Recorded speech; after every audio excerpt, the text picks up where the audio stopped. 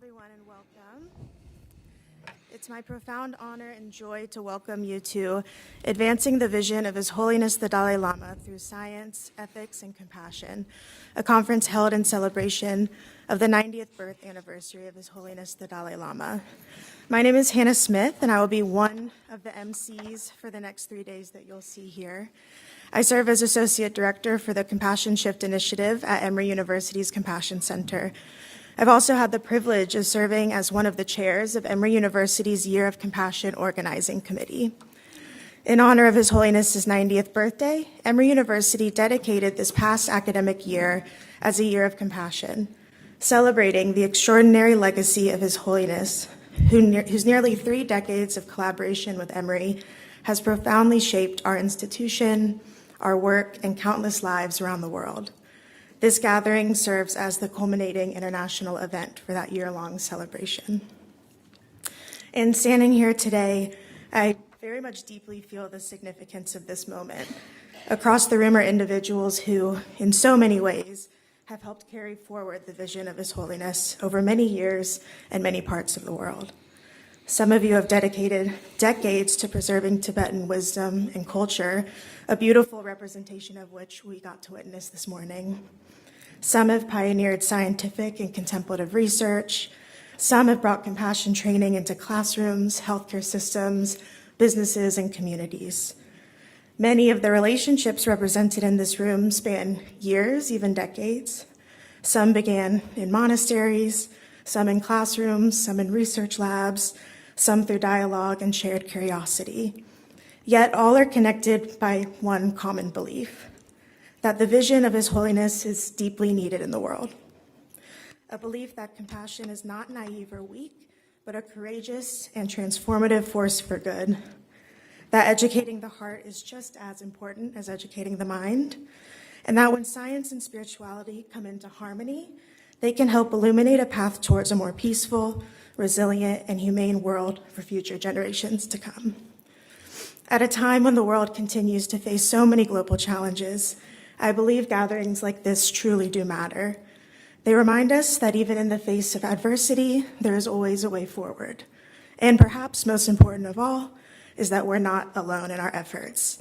We are part of a global community bound together by shared purpose and shared humanity.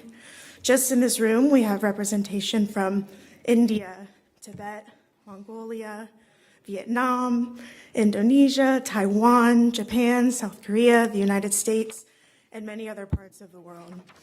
And to me, that feels like a powerful manifestation of His Holiness's vision.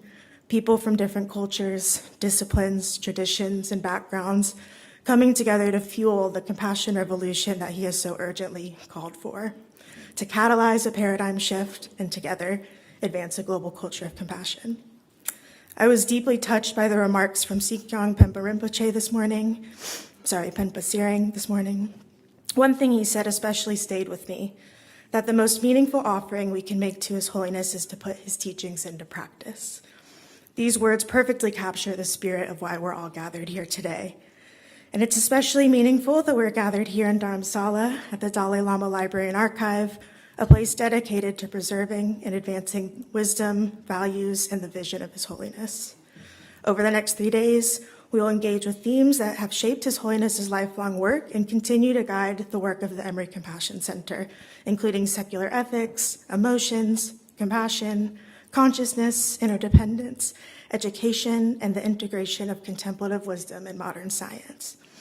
So thank you all, not only for being here, but for the role each of you has played in helping this vision continue to grow and reach the world in meaningful, lasting, and transformative ways.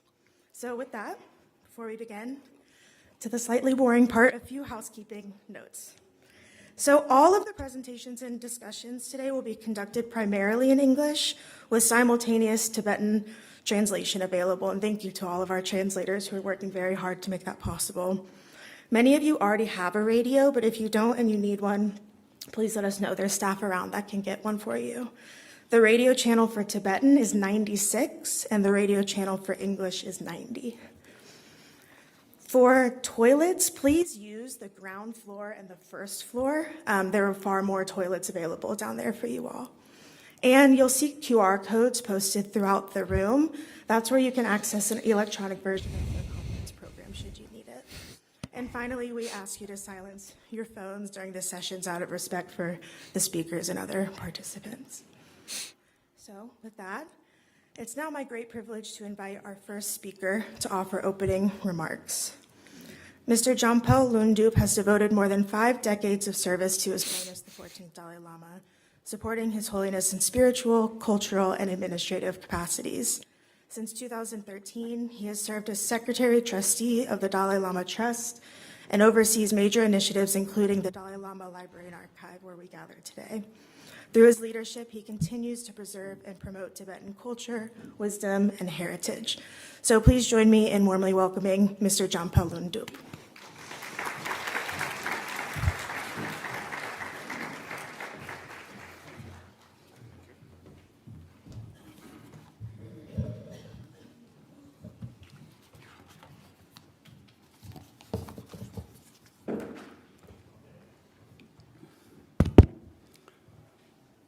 kinzudanyi jizu jenesi pande kezu sangbe dogarki namri choge chugu yishino losa tembe pedo shaden shu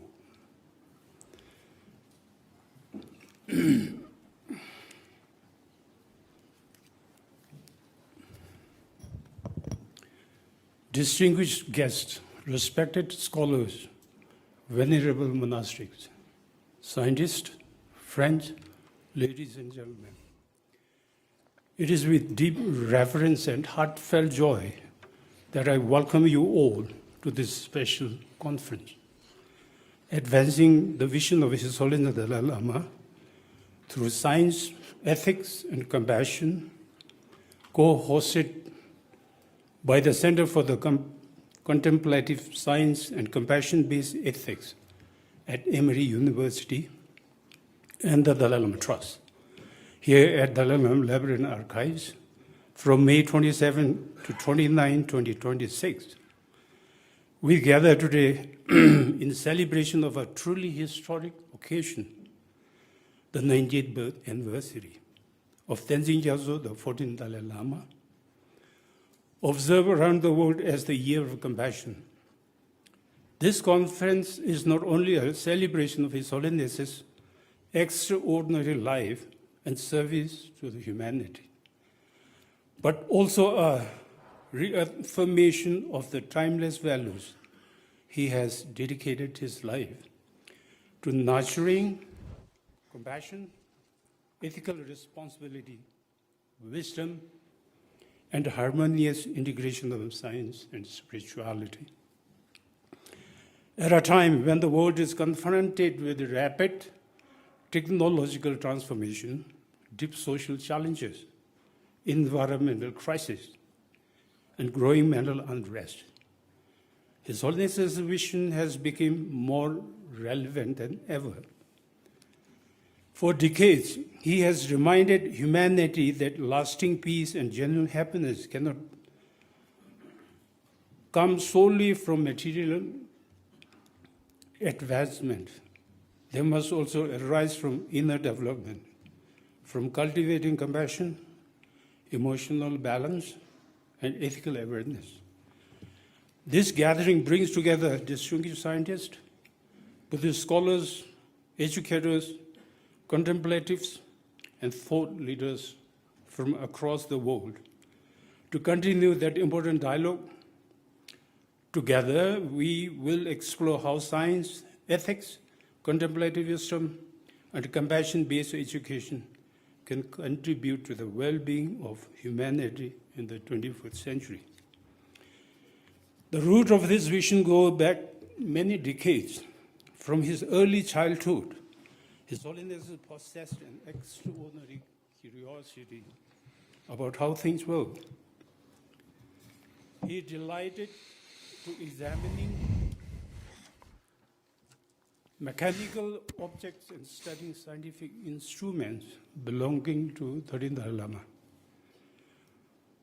This natural inquisitiveness later evolved into a profound engagement with modern science, not merely as an intellectual interest, but a compassionate endeavor to reduce human suffering. After coming into exile in 1959, His Holiness worked tirelessly to preserve Tibetan culture and spiritual tradition, which also encourages Tibetans to embrace modern education and scientific learnings. He firmly believed that understanding the external world through science and understanding the inner world through contemplative practices are complementary pursuits. One of the most remarkable outcomes of this vision has been the integration of modern science into Tibetan monastic education. Through pioneering initiatives such as the Science for Monks and Nuns program, the Science Meets Dharma project in Switzerland, and the Emerging Tibet Science Initiative, a new generation of monastic scholars has emerged. Scholars deeply grounded in Buddhist philosophy while also trained in contemporary science understanding. We are deeply grateful to Emory University for helping make this vision a reality. His Holiness first visited the university in 1987, followed by a second visit in 1998. During the university bestowed upon him an honorary Doctor of Divinity degree. In 2010, the Tenzin Gyatso Science Scholars Program was launched as part of the Emerging Tibet Science Initiative, ETSI. And today, there are more than 40 graduates of the program. We would especially like to express our sincere appreciation to Geshe Losang Tenzin Nigila. Under his leadership, Sea Learning, CBCT, and ETSI have made possible this remarkable achievement and the fulfillment of His Holiness' vision for more compassionate and better humanity. Today, we are witnessing the fruition of that vision. It is a matter of great pride and inspiration that Geshe Maharaj now engage directly with scientists and scholars as equal partners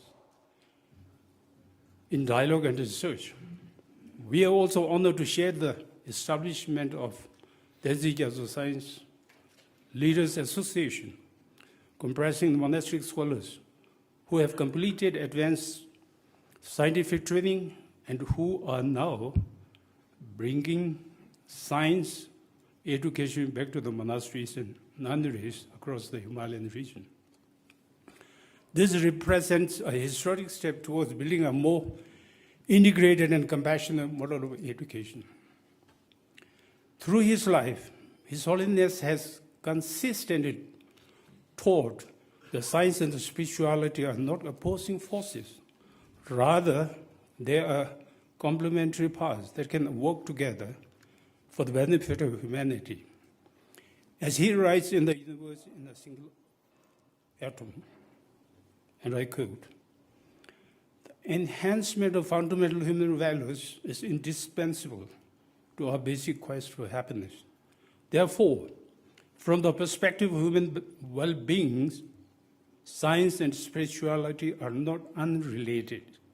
We need both, since the alleviation of sufferings must take place at the both physical and psychological levels." Unquote. These words remind us that technological advancement alone is not enough. As artificial intelligence, biotechnology, and other powerful innovations continue to reshape our world, humanity must ensure that wisdom and compassion guide our progress. Ethics must remain in the center of scientific and technological development.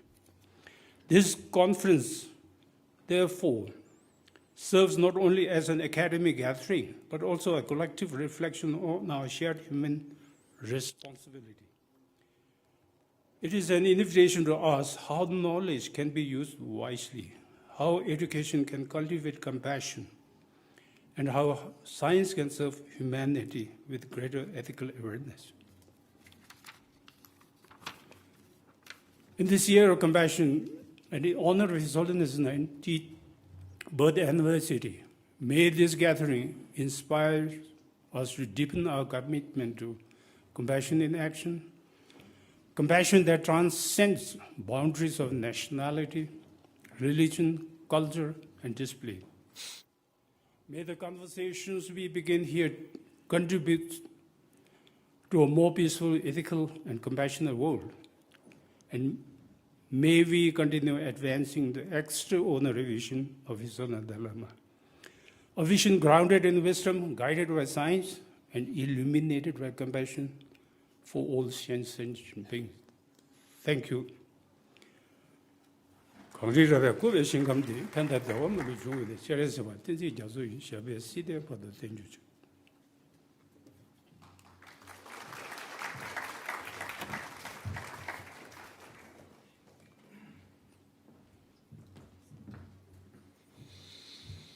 Thank you so much, Mr. Champalundup. It's now my honor to introduce Lobsang Tenzin Negi. Geshe Lobsang Tenzin Negi is co-founder and executive director for the Emre Compassion Center. A contemplative practitioner, educator, and researcher, he has spearheaded several pioneering initiatives, including the Emre Tibet Science Initiative, C-Learning, and CBCT, all in service of advancing His Holiness's vision for a more compassionate and ethical world. His contributions have been recognized through numerous, and I might add, very well-deserved honors. So please join me in welcoming Geshe Lobsang Tenzin Negi.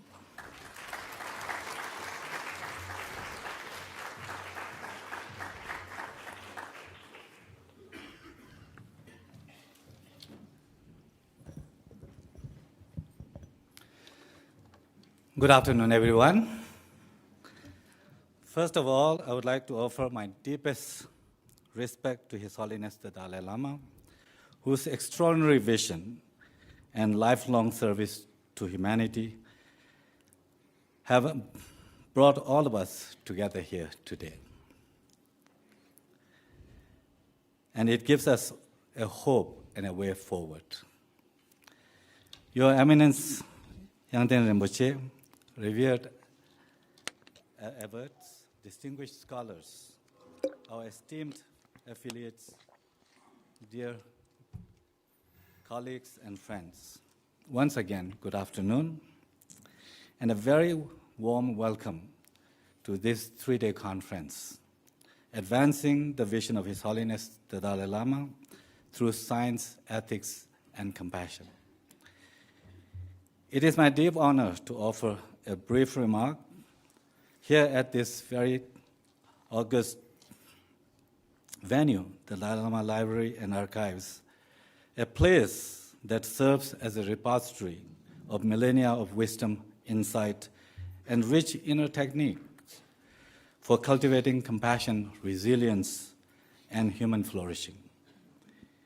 In an aptly titled article, Why the Dalai Lama Continues to be a Counselor to Us All, published in Times Magazine on the eve of His Holiness's 90th birthday, renowned author Pico Iyer, he writes, and I quote, 90 years from now and in centuries to come, His Holiness the Dalai Lama will be remembered as one of our first global spiritual leaders and one of the most enduring, end quote.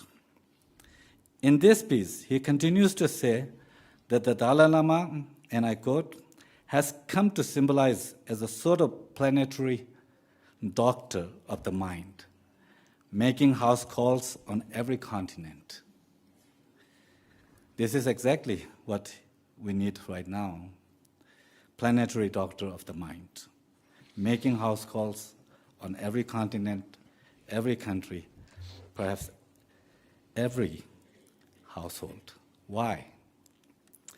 Just last week, The Lancet, one of the world's oldest and highest impact peer-reviewed medical journals, published a study showing that 1.2 million people worldwide are living with mental disorders today.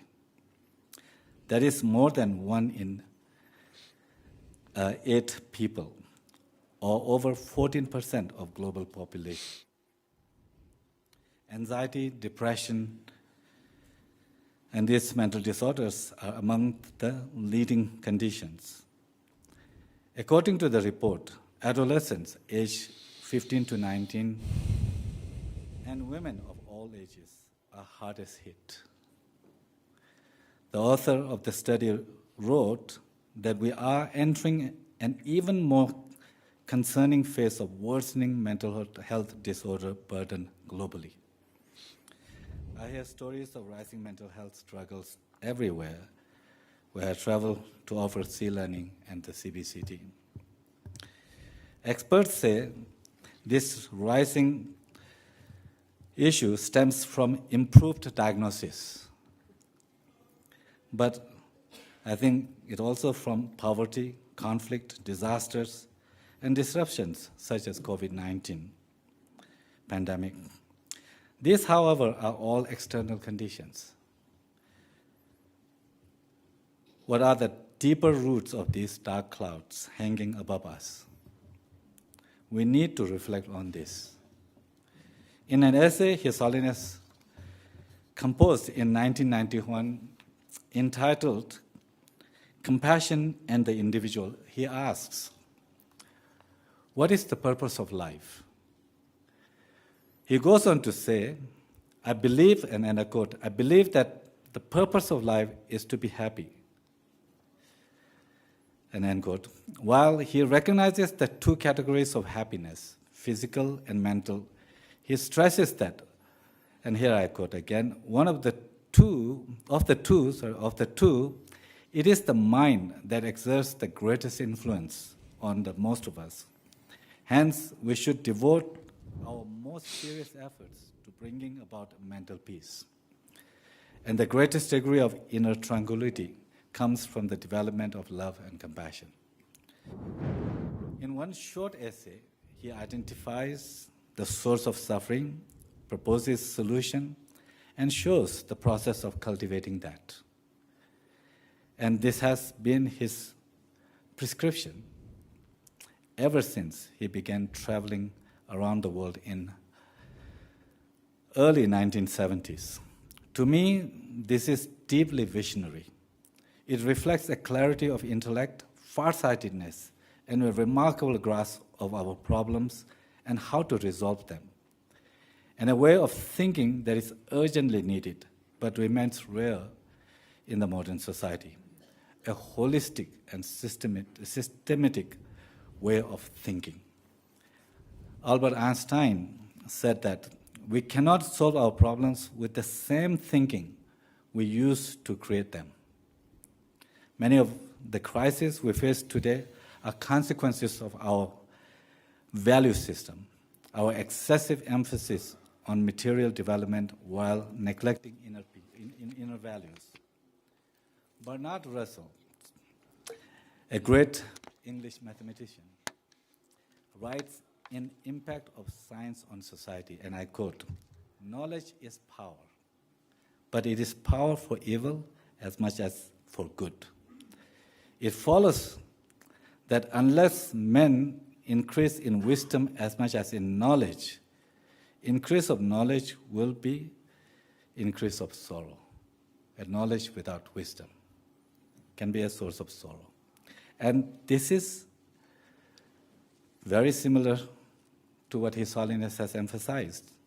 In his 1998 commencement speech at Emory University, His Holiness spoke about education as a tool.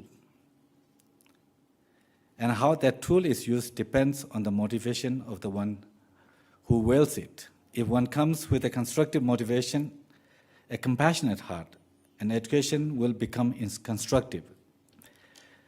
This emphasis by His Holiness on education of heart and mind is what sparked the academic collaboration between His Holiness and Emory University and the creation of Emory-Tibet Partnership in 1998, which has evolved now into the Center for Contemplative Science and Compassion-Based Ethics, or simply referred to as Emory Compassion Center in 2017.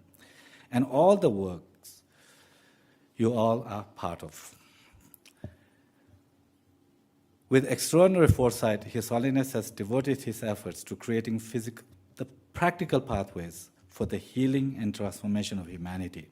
These pathways are clearly articulated in works such as Ethics for the New Millennium, Beyond Religion, and A Universe in a Single Atom, the three texts upon which this conference is anchored. In particular, this work concentrates on two profound and deeply interconnected areas. First, he sought to bridge modern science and contemplative wisdom.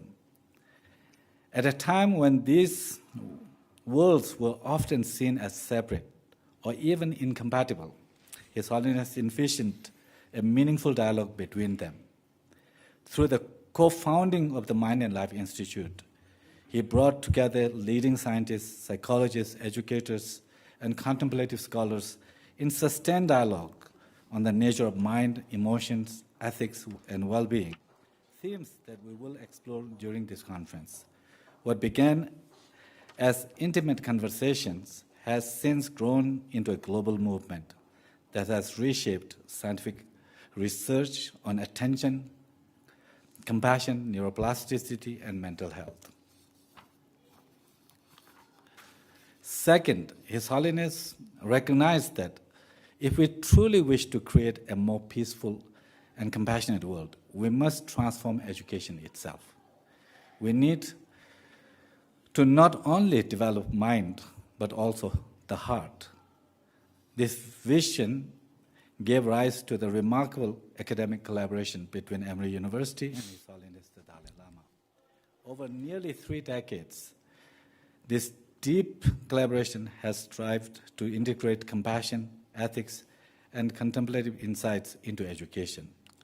From this partnership emerged initiatives such as C-learning, now implemented in over 78 countries, cognitively based compassion training or CBCT, now present in 28 countries, and ETSI, the Emory Tibet Science Initiative, the Monastic Education Initiative, which is cultivating a new generation of monastic scientists engaged in innovative research, such as lucid dreaming, which we will hear more about on day 2 of this conference.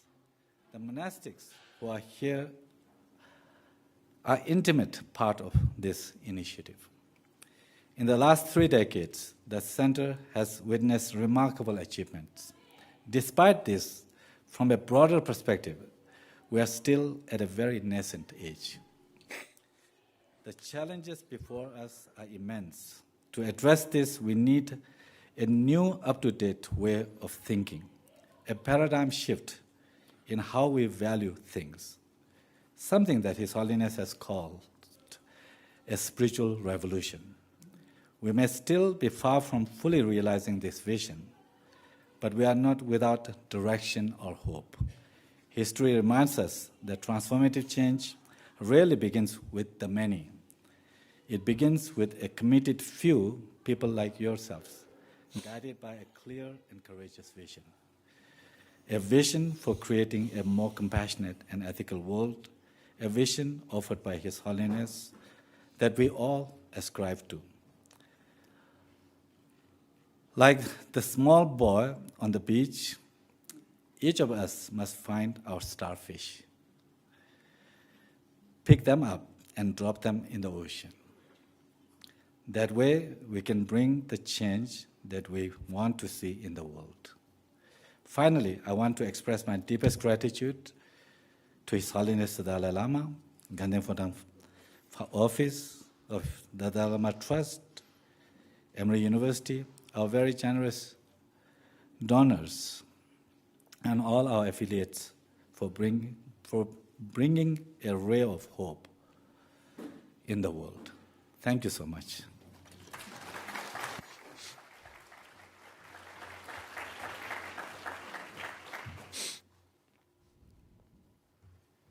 Thank you, Geshe-la, for such beautiful remarks. It's now my great honor to introduce our keynote speaker, His Eminence Yangten Rinpoche.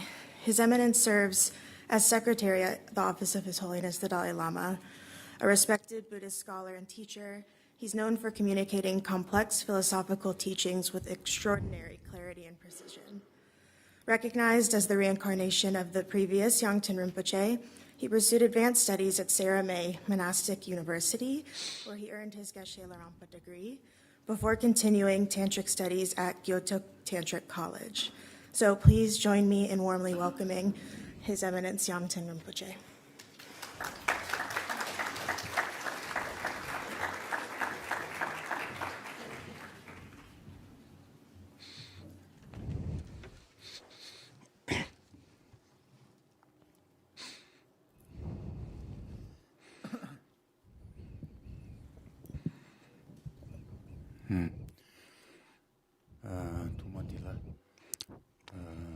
First of all, His Eminence the Abbot, and the monks and nuns, Geshe Lapsan Tanzanege, and all the people gathered here from far and wide.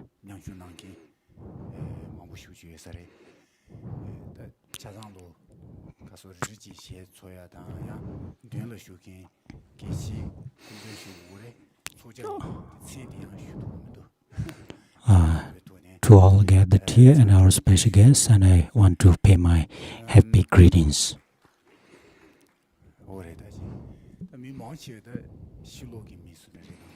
Most of them are outside. We have only a few monastics. Actually, I need to speak in English, but it's difficult for me to speak, but I will say a few. Everyone, I am sorry. My English is very, very, very poor. So I cannot speak in English in this time. I hope next time when we meet, I can speak in English, share some guess, Buddhist, some philosophy, such as. I hope next time we can, talk in English together. Now I use my mother language, okay? Sorry.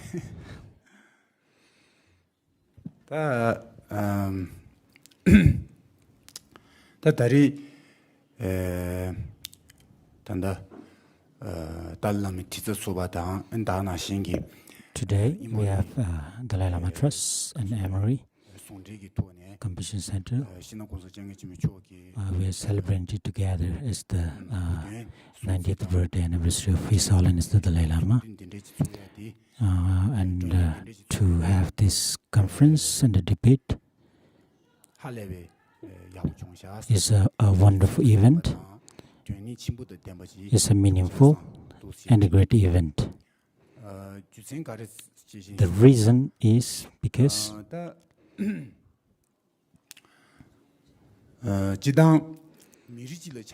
generally for a people, for a nation,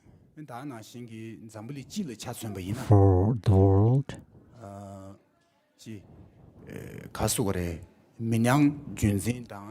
we need to preserve or to develop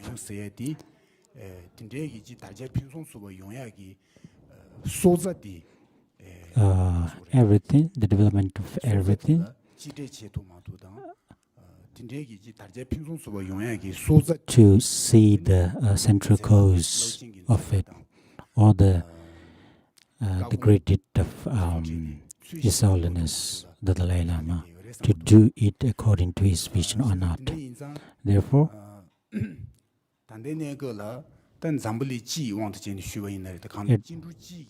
at the moment, all over the world, or for other people,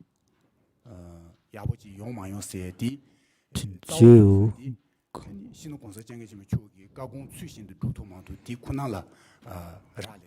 if we are doing something good for all people, depend on if we are following His Holiness' advice or not. So this event of celebrating his 90th birthday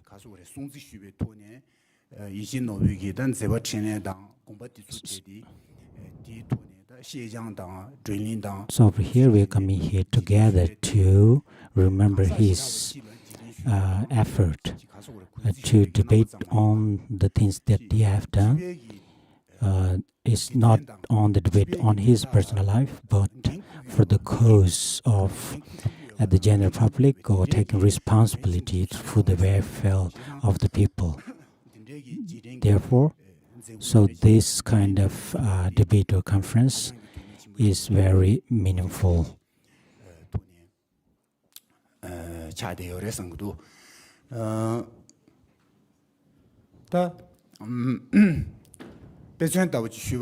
For example,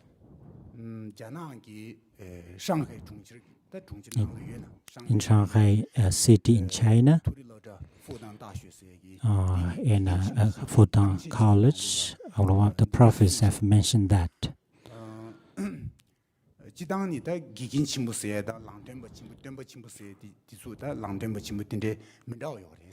there are many advisors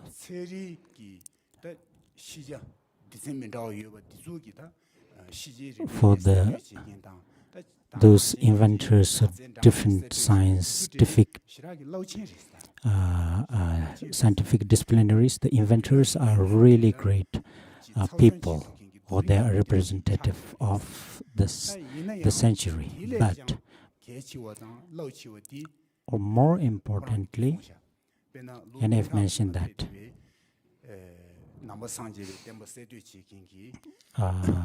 1,000 years ago, and Buddha, or the Christ, or all those great inventors of the world religions are more greater. And in recent years, Gandhi, Nelson Mandela from South Africa, those people are a representative of the century. They are more than a representation of the century. They are representation of the human history. Very incredible representation of the human history. He didn't mention about the Dalai Lama's name, but I think he didn't he mention His Holiness the name. But I think with the other names, I think he might have think about the Dalai Lama as well. What he is mentioning, that the scientists who have invented different disciplines of scientific field, that they are great to have, but to have this education or scientific discipline to have a great effect, or to have a satisfying life, or all for it couldn't become the sunshine of the mental development. But so the Buddha or other inventors of the religions, they are the representative or the sunshine of the human mental development. And he also mentioned some examples as well. So he said that those people's ideas will live forever. So, for instance, he says like happiness cannot be found outside, or how we need a meaningful life. So the main cause of suffering. So these people could find the causes of these cautions. So he mentioned that those people's effort will live forever. So he sees such a great value in these values. So His Holiness Dalai Lama's view and his talks 두제 당제 실로 수바당 his four commitment, 가르소르다 줄로다 만지 상주 or secular ethics, or the value of compassion, or human natural tendency. So I think these are really incredible source. Therefore, so by knowing the value, and we are remembering the effort made by His Holiness Dalai Lama.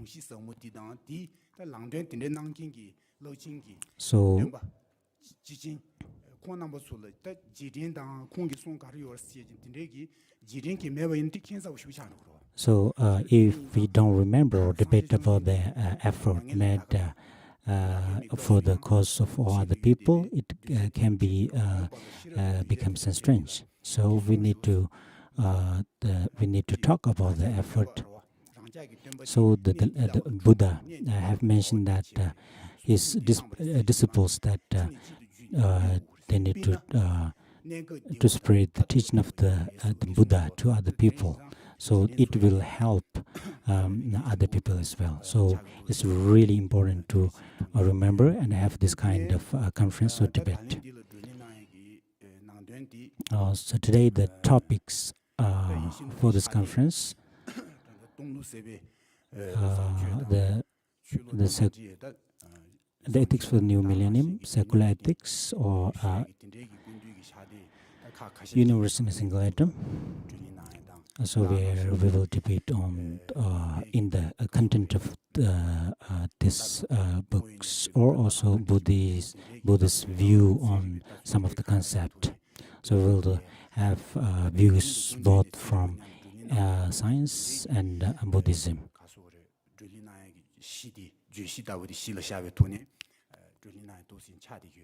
So we will debate on this topics. For myself, I think for myself, I see the books of His Holiness, how do we receive or how do we read?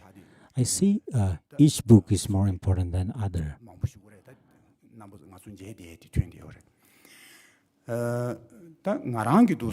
For myself,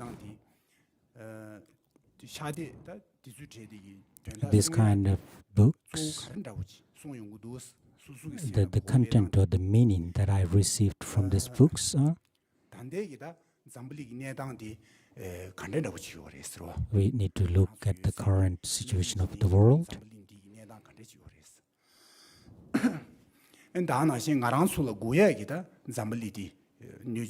What kind of world we need, we want.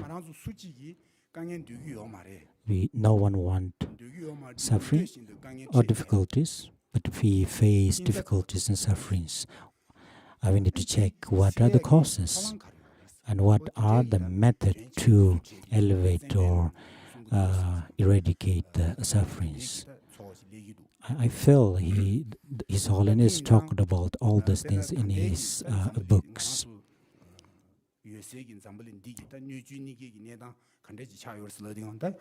At the moment in the world,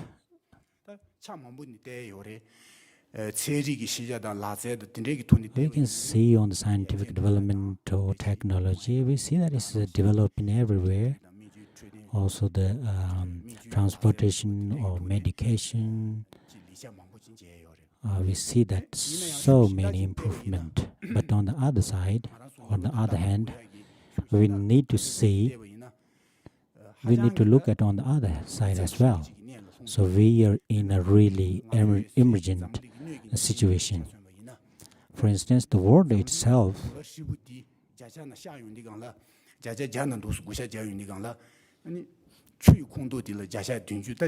that we see that for the world on the earth, 70% is 70% of the earth is water.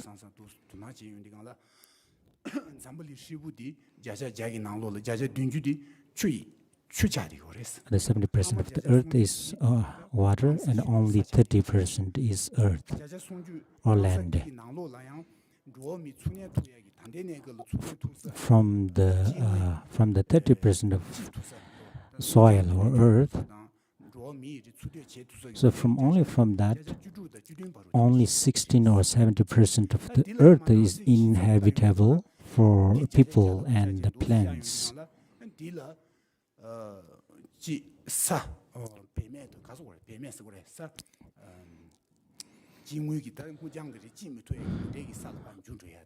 Also, the earth itself, or even if inhabitable, but it becomes useless.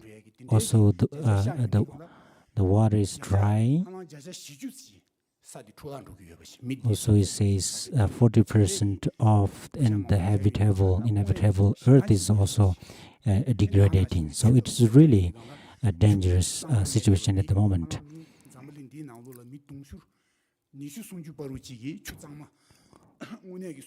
Also, in case of water, about 2 to 3 billion people cannot get safe drinking water.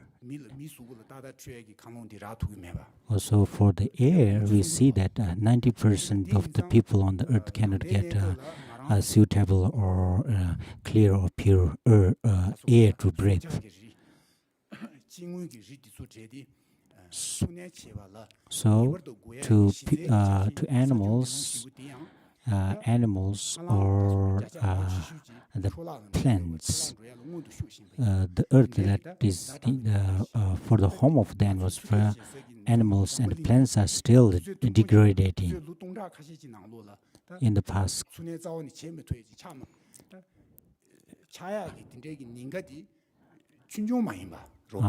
There's a big danger that in a couple of thousand years, the earth may become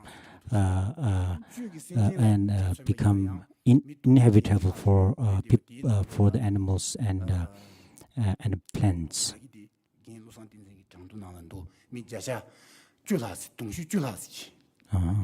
Geshe-la also mentioned that over 10 billion people have mental disorders or mental health difficulties.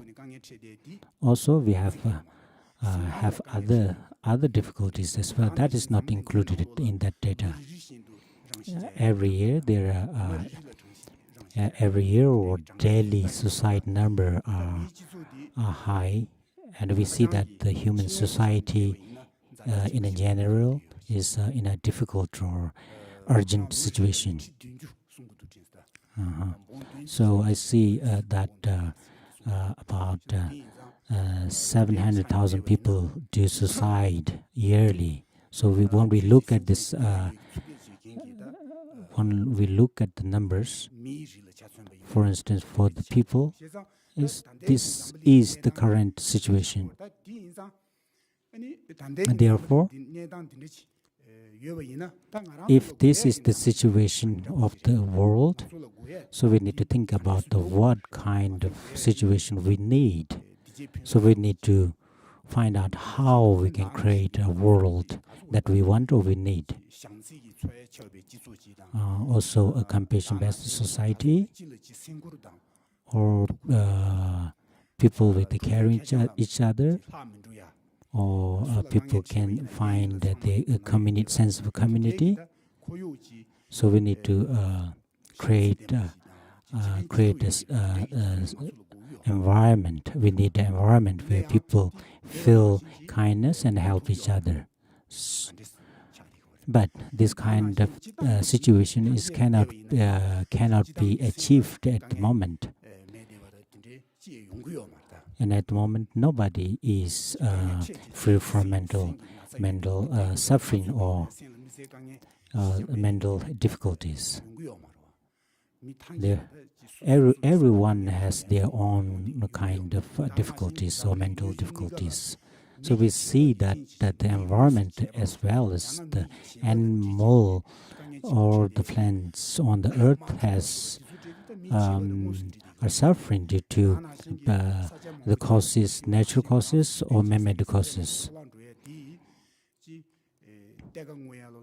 So the part of the earth where we can live are still degrading because of mining or other human activities. So we just follow our mind, or we follow our wish, and we. So we need to think about what we need to do to make this earth a better place to live.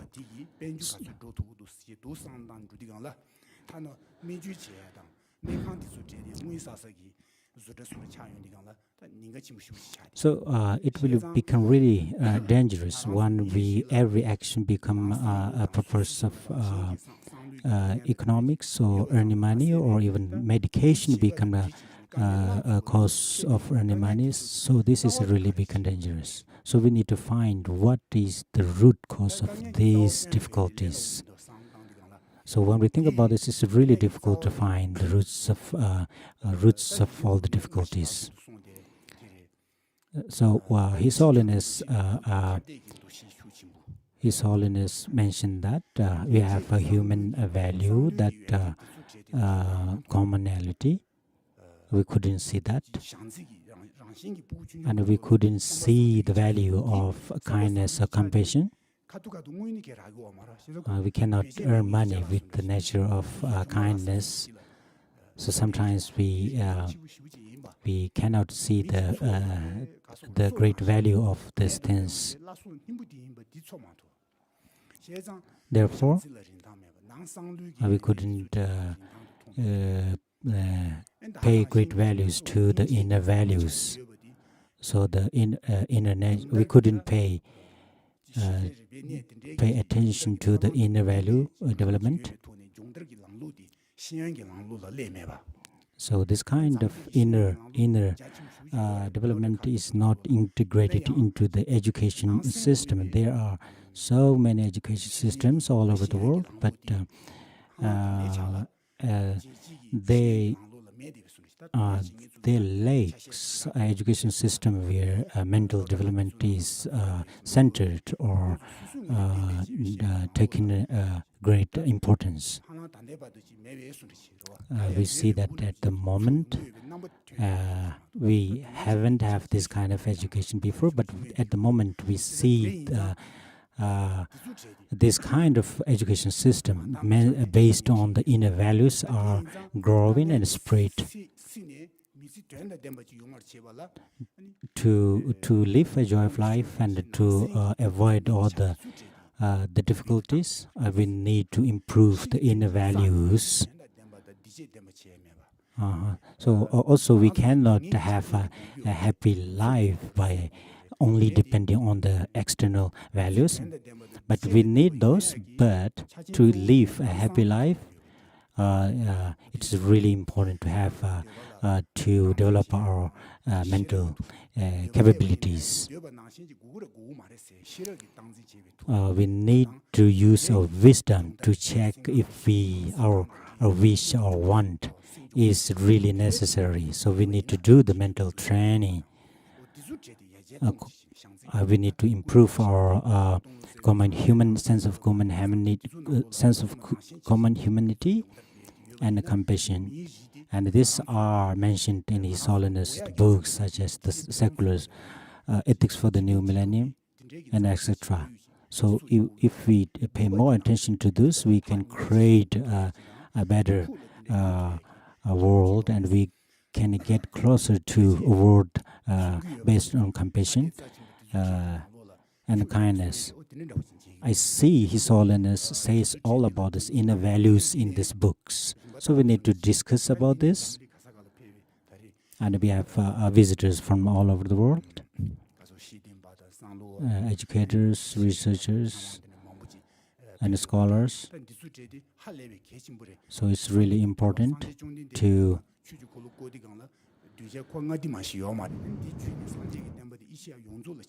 so when the Buddha first gave his sermon, there are only 5 students, but later it spread all over Asia. I think at the moment we gathered here and we are debating all these inner values. I think it's a really important event or task to spread these values, and I think it's a really meaningful action or event. I think also the possibility of debate between scientists and the Buddhist scholars. So His Holiness also mentioned, and the Buddha mentioned that.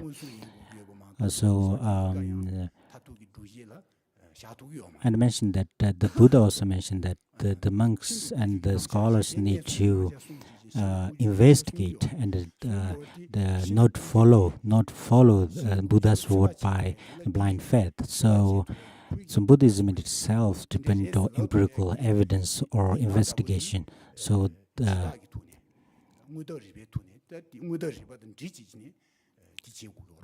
there are some investigation method in the Buddhism. So also it's dependent on empirical event or empirical causes. So I see there is similarities between the science and Buddhism. I think this is a really important commonality. So the idea of Buddhism, there are extremely hidden values in the Buddhism, but we need to also in the science there are like extreme event in science as well. For as the Big Bang theory is also it's not evidental, but is is referenced, or so the most hidden event are there in our daily life from our daily news and newspaper.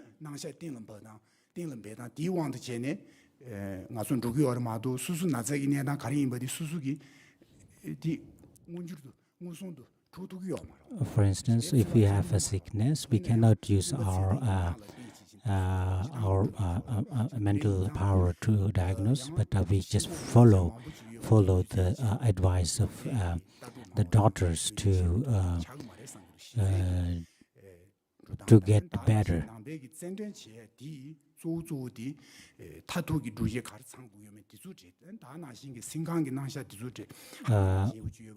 Also, there's a really deep account on the psychology in Buddhism as well. So there is a foundational base to discuss on these topics. Thank you very much. Thank you so much, Your Eminence. It's such an honor to have you here and speak today. Very, very important person, and we're so grateful that you came. We're about to move to the next session, but please, while His Eminence exits, please stand as you're able.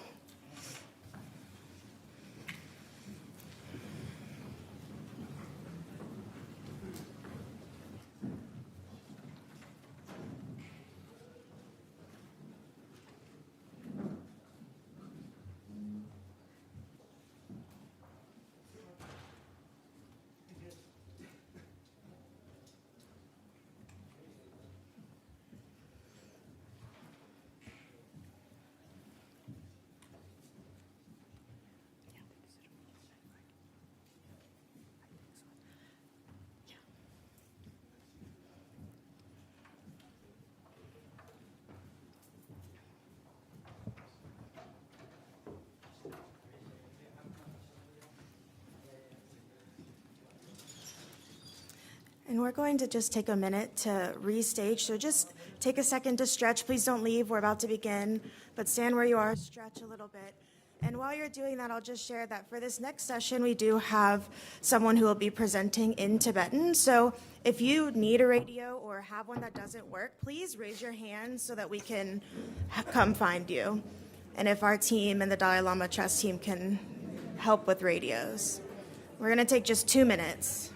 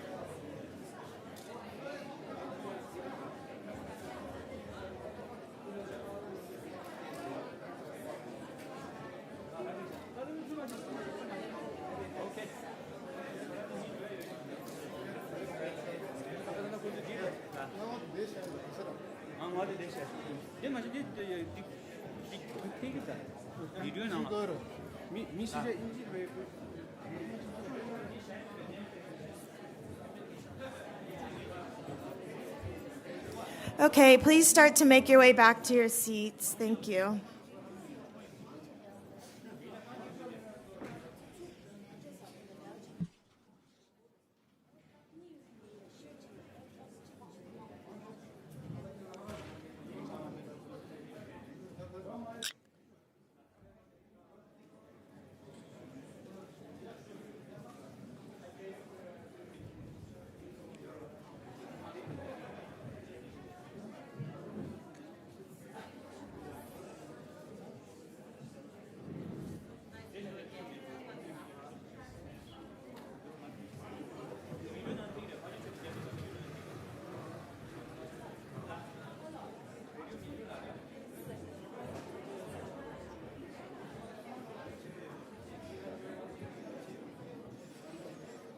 Okay, we're going to begin in about 45 seconds, so please find your seat when you can.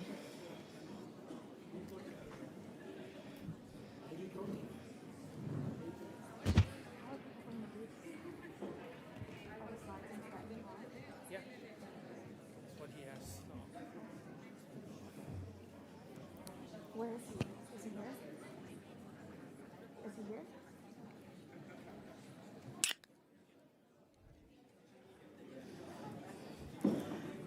Okay, we're going to go ahead and begin.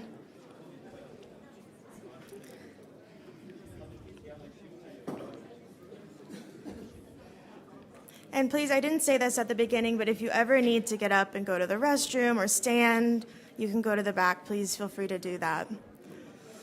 Okay, so this is the first session, the first formal session after the opening ceremony.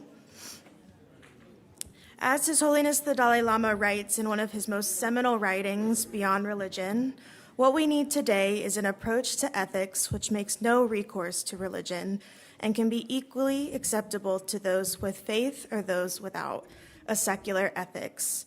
This is what this session will explore.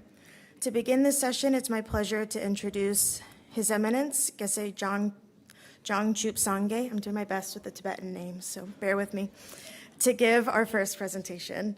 His Eminence is the 86th abbot of Gaden Chartse Monastery and serves as secretary of the Geluk International Foundation. A renowned scholar and educator, he served as one of the principal editors of the 7-volume Buddhist Science and Philosophy Encyclopedia developed under the guidance of His Holiness. He's also a strong advocate for science education within monastic tradition. So please join me in welcoming His Eminence, Geshe Jangchup Sangye.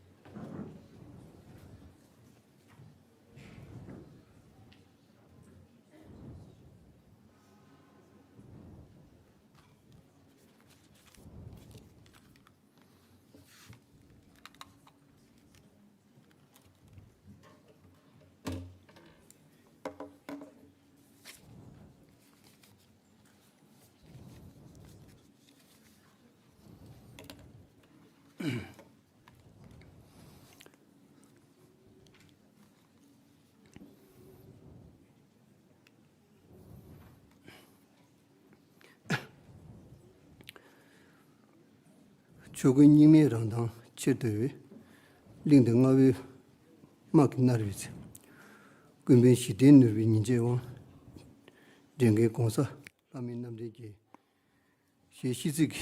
First of all, I would like to pay my deepest gratitude to His Holiness the Dalai Lama, who is the champion of the world peace.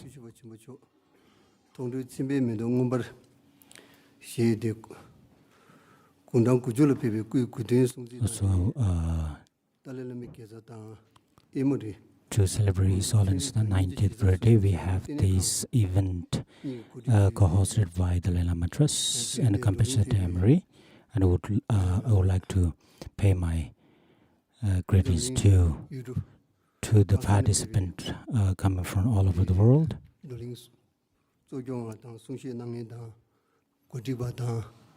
also organizers and speakers and participants. Also my happy greetings.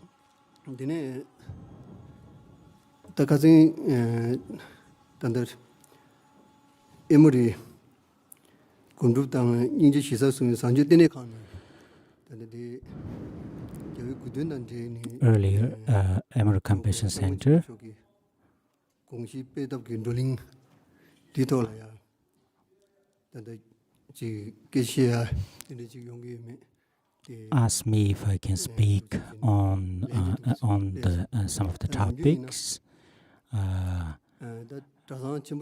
Usually, about this big monastery, there are many events or duties that I have. Looking at the event or duties, and I have replied after a couple of days. But for this time,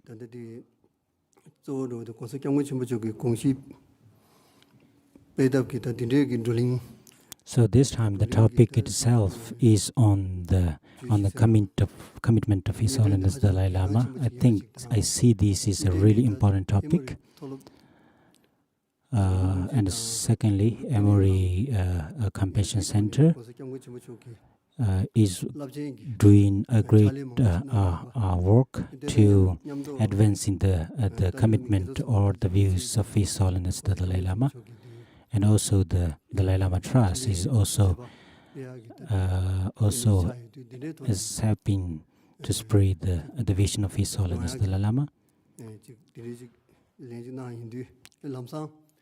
So one of us asked to speak about this. I have happily accepted the invitation, and I said yes, I will be there just right at the moment to come and speak about this topic. And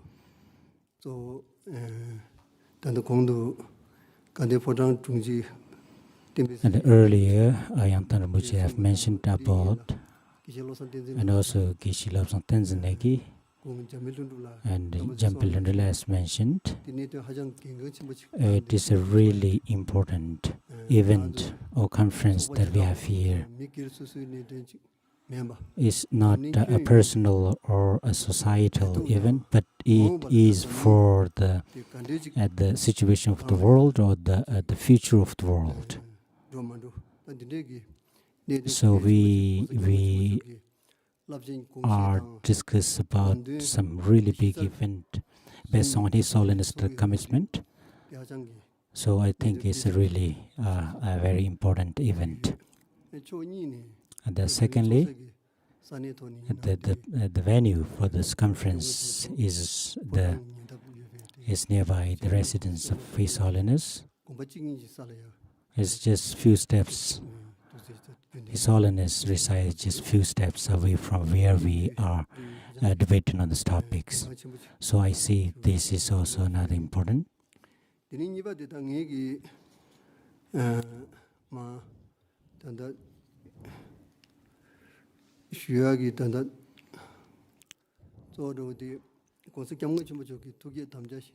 The topic that I will talk about is the one of the four commitment of His Holiness, or the first commitment of His Holiness. So I will talk using 4 points to talk about the first commitment of His Holiness. First is the recognition of ethics and its importance, also the value of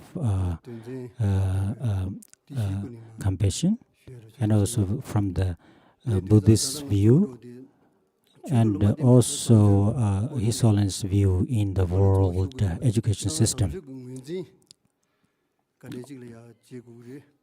So first of all, we need to see what ethics is and how important it is in the society. There are many ways of understanding ethics and the definitions. There is a decline in the ethics values in all over the world. based on this declining of secular ethics to revolve or to improve this secular or the ethics values. In this case, the ethics. So the best, we need to consider others before self. If we cannot do that, we need to have equivalent view of self and others. So if we can do that from our mind, speech, and body actions, that is the thing. So for instance, His Holiness mentioned an example, if two people are hungry for a couple of days, if there's no food at all, if they went out to find food, and if one person got a bread, just a single bread, and then the other people didn't get any, in this kind of situation, in this case, if the person got the bread, if he can give the bread to the other people, that is the best case. If we cannot do that, so if he can divide and just divide and half for the other people and half for himself. So if we can have this kind of mental attitude, so we can have ethics or for other people on a small level, or ethics if we are traveling around.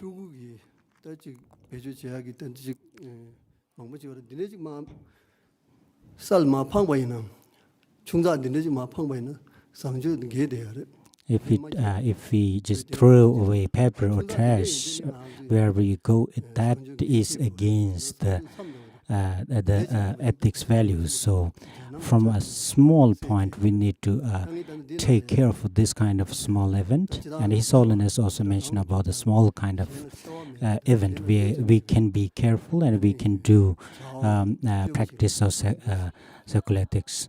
So in that case, so I would say not harming other as is the definition of ethics. Also having kind heart. Also at the thirdly, if you cannot help others, not harming others is the standard or the definition of ethics here. From Bodhisattva practice, there are some of different level of definition in Bodhisattva practice as well. One of the great master, Gongtang Rinpoche, mentioned that the perfect view is to be free from two extremes, and perfect meditation is to be awakened from dullness, and perfect action is to act in accordance with Buddha's word. So over here it says like, if we have a perfect action, we need to do act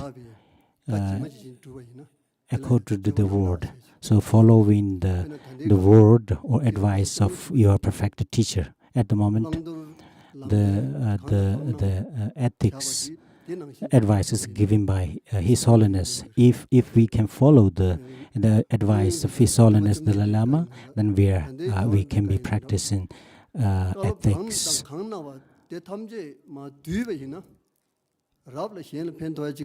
So if we conclude all the Buddha's teaching or His Holiness teachings, we see that not harming others and helping others is the gist, or the also this is the way to follow His Holiness word.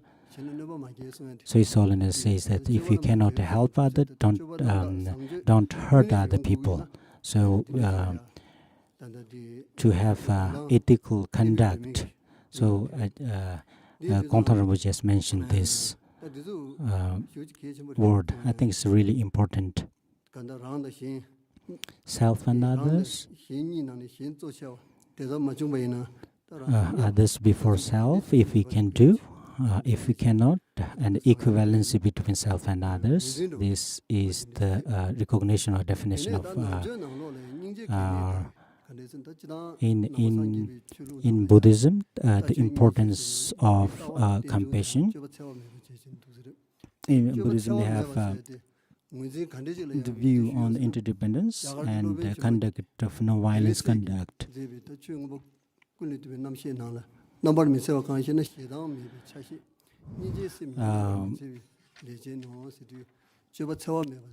Jinaputra have mentioned that the non-violent action is considered as the compassion.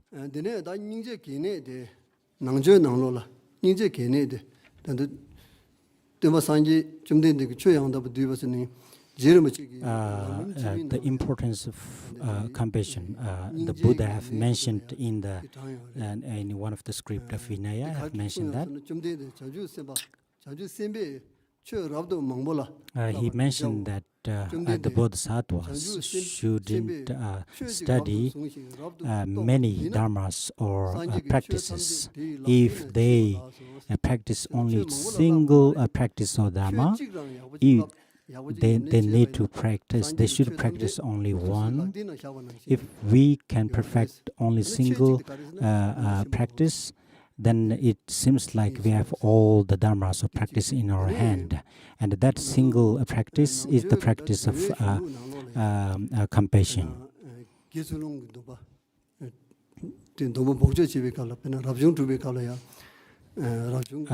Also in the Vinayas, they have mentioned about when the monastics take their ordination or vows.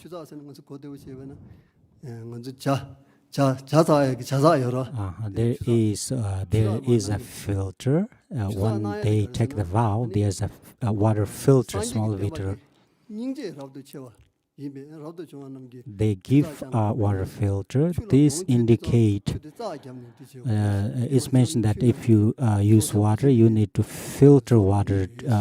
If you don't filter water, it hurt the animals in the water. That's why you need to filter the water and then drink. It implies that the Buddhism should be based on compassion. So the action or the conduct of Buddhism is indispensable or interconnected with the practice of compassion. So any practice shouldn't be diverted or separated from the practice of compassion. So there are many examples.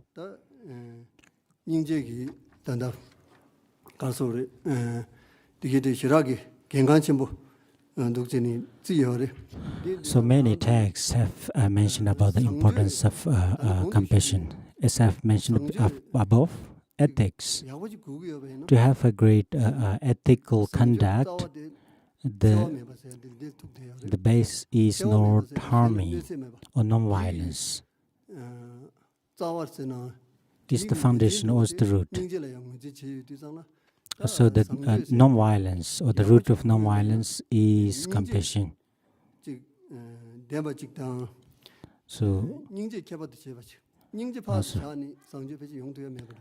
we cannot have ethical conduct without practicing compassion.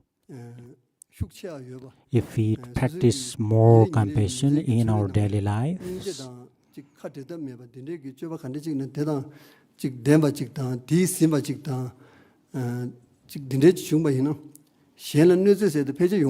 so if our everyday conduct is based on compassion, there won't be a case that harms other people.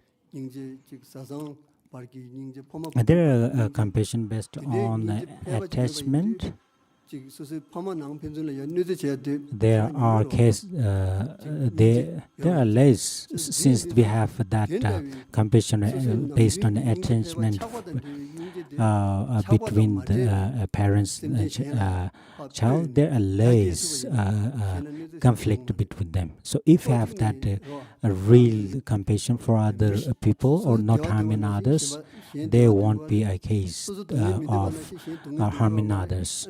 So like we don't want suffering and we want happiness, others are the same. So if we don't want something, then why are we doing the same thing to other peoples? So we need to think about all of this. To improve the ethical conduct, we need to base on this or the compassionate thinking or compassionate actions. The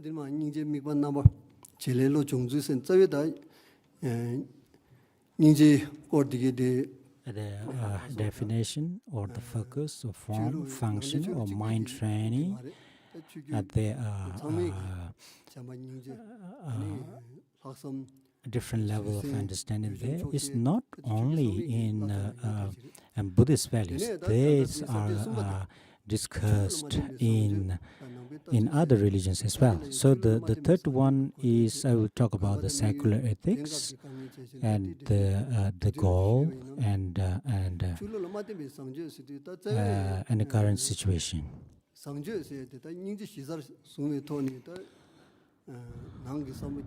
So ethics is based on compassion, and it shows through our verbal or bodily action.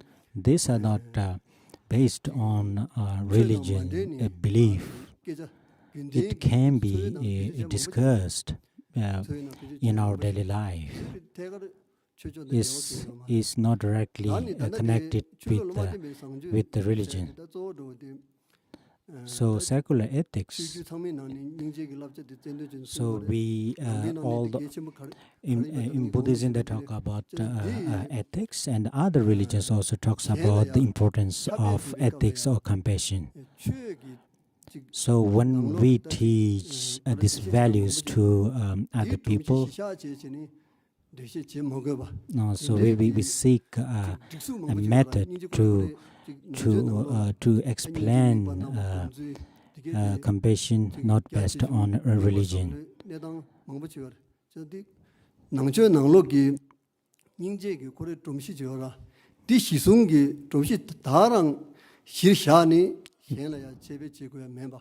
We don't need to teach compassion based on the profound knowledge of compassion in the Buddhist philosophy.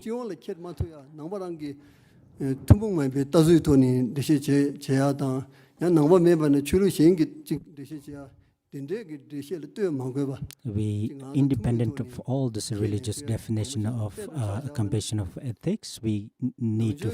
There are ways to explain this without based on other religions. To help another is to help other is idea of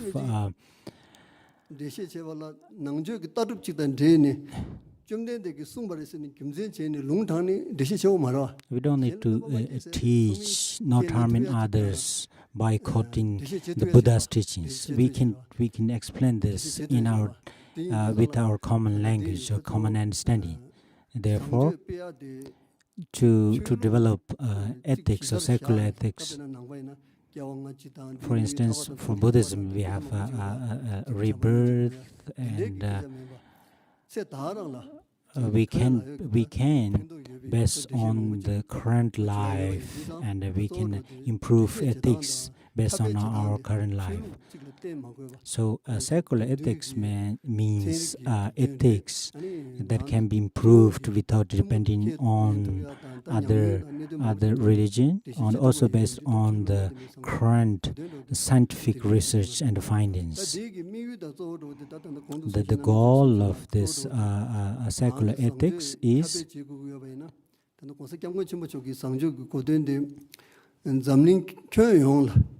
so His Holiness' definition of ethics is to spread this value of ethics to to all humanity or to all human beings.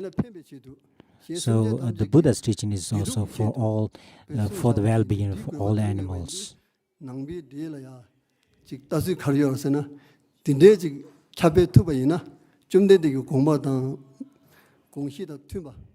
And the Buddhists can see that this kind of event to spread the secular ethics is similar to or in accordance with the Buddha's view of helping others. So we can, if we can share these values to other people or other human beings.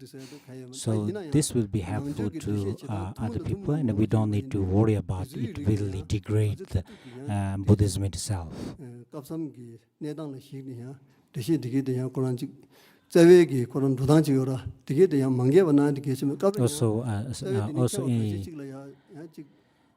Also, when we discuss about this, we also need to keep the integration or the true meaning which is discussed in the high level or the high Buddhist philosophies. So I think this is also important. We shouldn't dilute the meaning when we spread this to the world. So His Holiness have mentioned at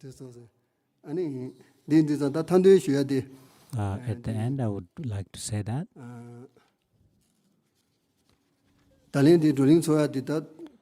this conference or this debate is based on the great commitment of His Holiness the Dalai Lama. Therefore, in this case, the secular ethics and other books written by His Holiness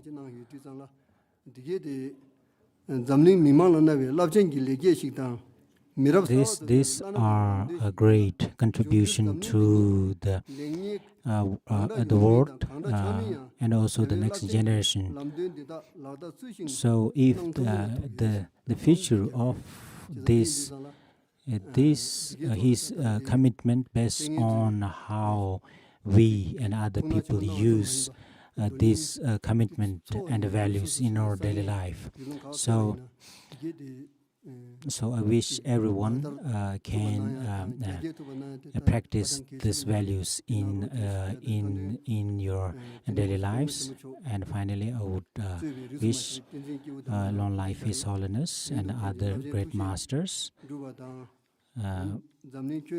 and may there be love and compassion in around the world, and no wars and illness all around the world, and may these misfortunes disappear in the world. So I wish His Holiness a long life. Thank you very much.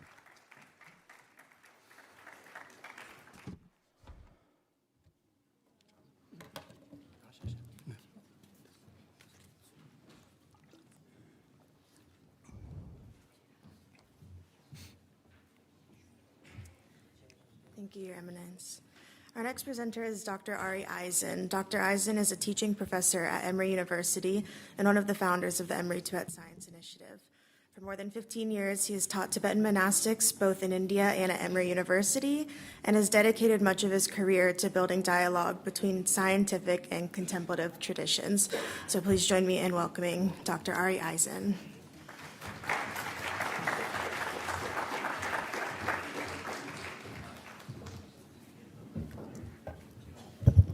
Hi, folks. How's everybody? I've been informed I have, if we stick to the schedule, I have negative 15 minutes. So I won't keep you long. And I'm not really even sure why I'm here. I'm not eminent or anything. I'm just a biology teacher. But I guess I'm here because, I don't know, I was privileged, blessed, lucky, something, 20 years ago maybe. Geshe Lakdor, back when we were young, remember?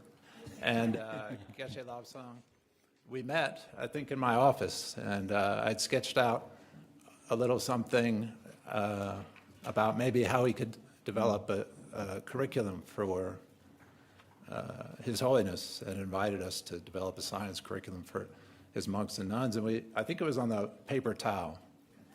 And here we are. And it's a beautiful audience, yeah. So many people from all over the world. I encourage you to go outside your group and meet these other people, especially these young students from Emory University. They're 18, 19, 20 years old. They're the next generation. They're going to do all the great things. We're going to do all the great things that we're talking about here.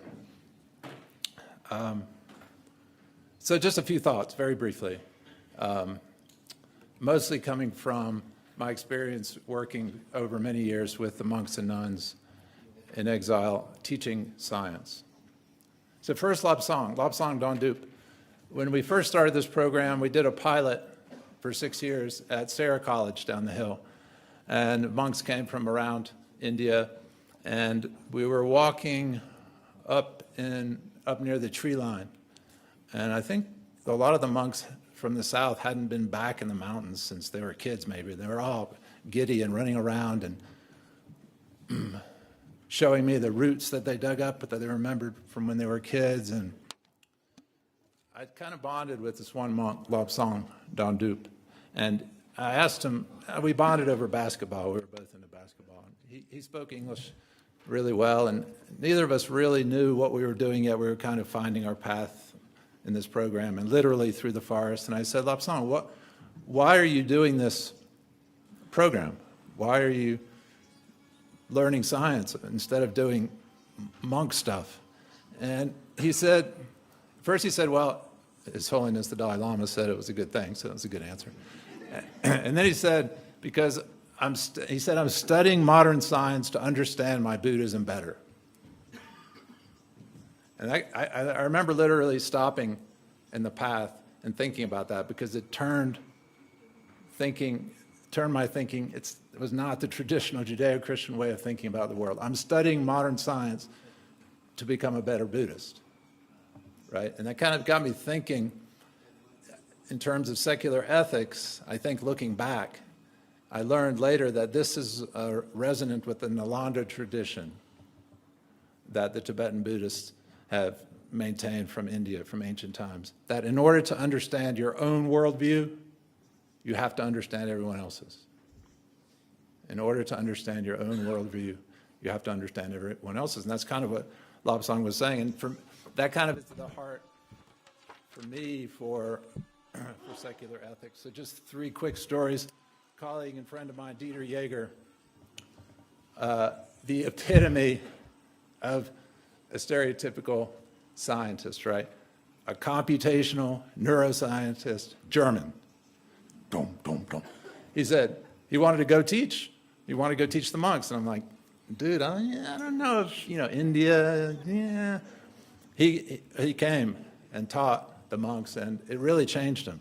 I didn't realize how much it had changed him until a few years later he was giving his departmental research seminar at Emory to the biology department and to anyone who wanted to come. And he studies the way the brain reacts with muscle, how our brains talk to our muscles and vice versa. And the title of his research seminar was, "Do We Have Free Will?" So he had totally reframed the way he thought about his own research based on his experiences working with the monks and nuns. And it's not just a minor thing. Think about this. Think about when we first discovered that bacteria were killing us, right? And think about how that Western scientists discovered that. And what was their response? To kill the bacteria, right? It's killing us, we'll kill it. Well, we did that for 2 generations. And what we didn't realize was, as we were killing all the bad bacteria, we were also killing the good bacteria, which we now know is the microbiome. So here we are 2 generations later with many, if not all, of the major chronic illnesses we suffer in the West, largely related, correlated, maybe even causative to the fact that we killed all those good bacteria that were part of us? What if Tibetan scientists had discovered bacteria? They probably would have had a whole different approach. Instead of killing the bacteria, they probably would have done what we're doing now in the West, which is to try and neutralize the bacteria or to convince the good bacteria to kind of calm down the bad bacteria. All of human history would have been different. So it matters about the way scientists think about their ethics. It matters about what science we do, and it matters about how we do this science. Another colleague and friend, Rustamantia, Indian, internationally known immunologist, he taught for many years at the pilot program. When you ask him about how the program affected him and his ethics, he talks about the ethics of the new millennium, His Holiness's book. And not only what science you do, but how you do science. And he talks about how working in this program helped his approach to science and how he does it. How he does it. To treat yourself as you would others. To be self-compassionate. To observe without judging. And all the pettiness of science, who gets credit and competing for money and dollars, to put that aside and collaborate. Secular ethics. And finally, for me, I'm a teacher, an educator, and that essential ethic of getting to know others' worldviews so you can understand yours better. To me, it's translated in the classroom that I have as much to learn from my students as they have to learn from me, right? So how do I take my knowledge and integrate it where they are into their knowledge? That there's insight without answers, to get the students to think about and reflect on their own lives, how they're doing their science, how they're becoming scientists through journals, reflections, stories.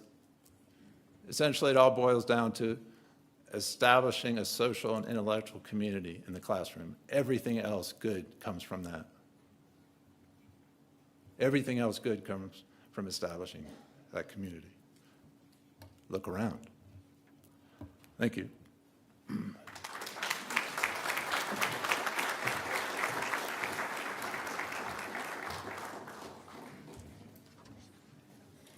Thank you so much, Dr. Eisen. So we're going to move into the panel discussion portion of this section. We'll be welcoming back His Eminence Geshe Jangchuk Sangye and Dr. Eisen, but we're also honored to be joined by our chair for this panel discussion, Geshe Lakdor. Geshe Lakdor is the director of the Library of Tibetan Works and Archives, and his work has helped expand educational, translation, and science initiatives within the Tibetan community for many years. Joining the panel as well is Sundhu Samphel, co-director of Sea Learning at the Emory Compassion Center and a senior translator for the Emory Tibet Science Initiative. His work has played an important role in translating scientific materials into Tibetan and supporting the expansion of Sea Learning globally. So they're just finishing getting mic'd, but for those of you who are already mic'd up, please go ahead and come up and join me in welcoming all of our panelists.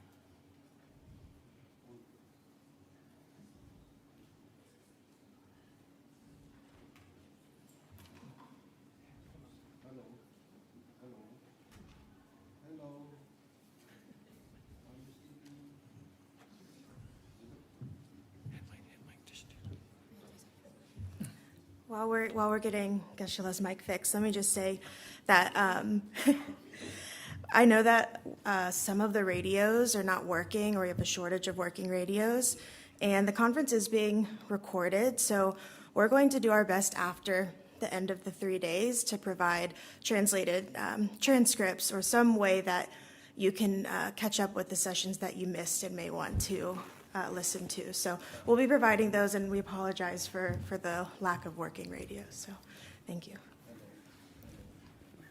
Still not working.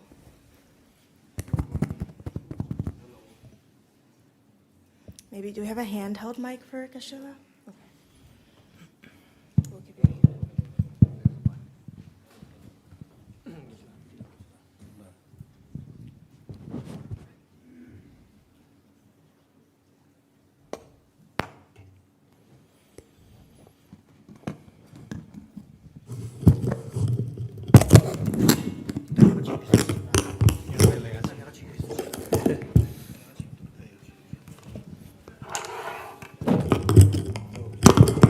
Hello, the mic lega chidu.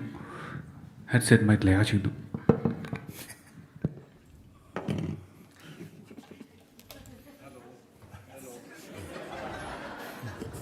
Hello. Yes, finally. It's not easy to connect. That's why we need compassion.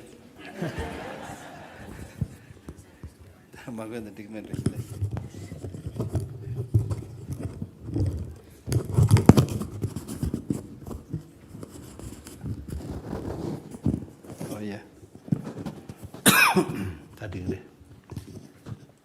Oh yeah. So, we have around 40 minutes. I'm very strict with our time. So,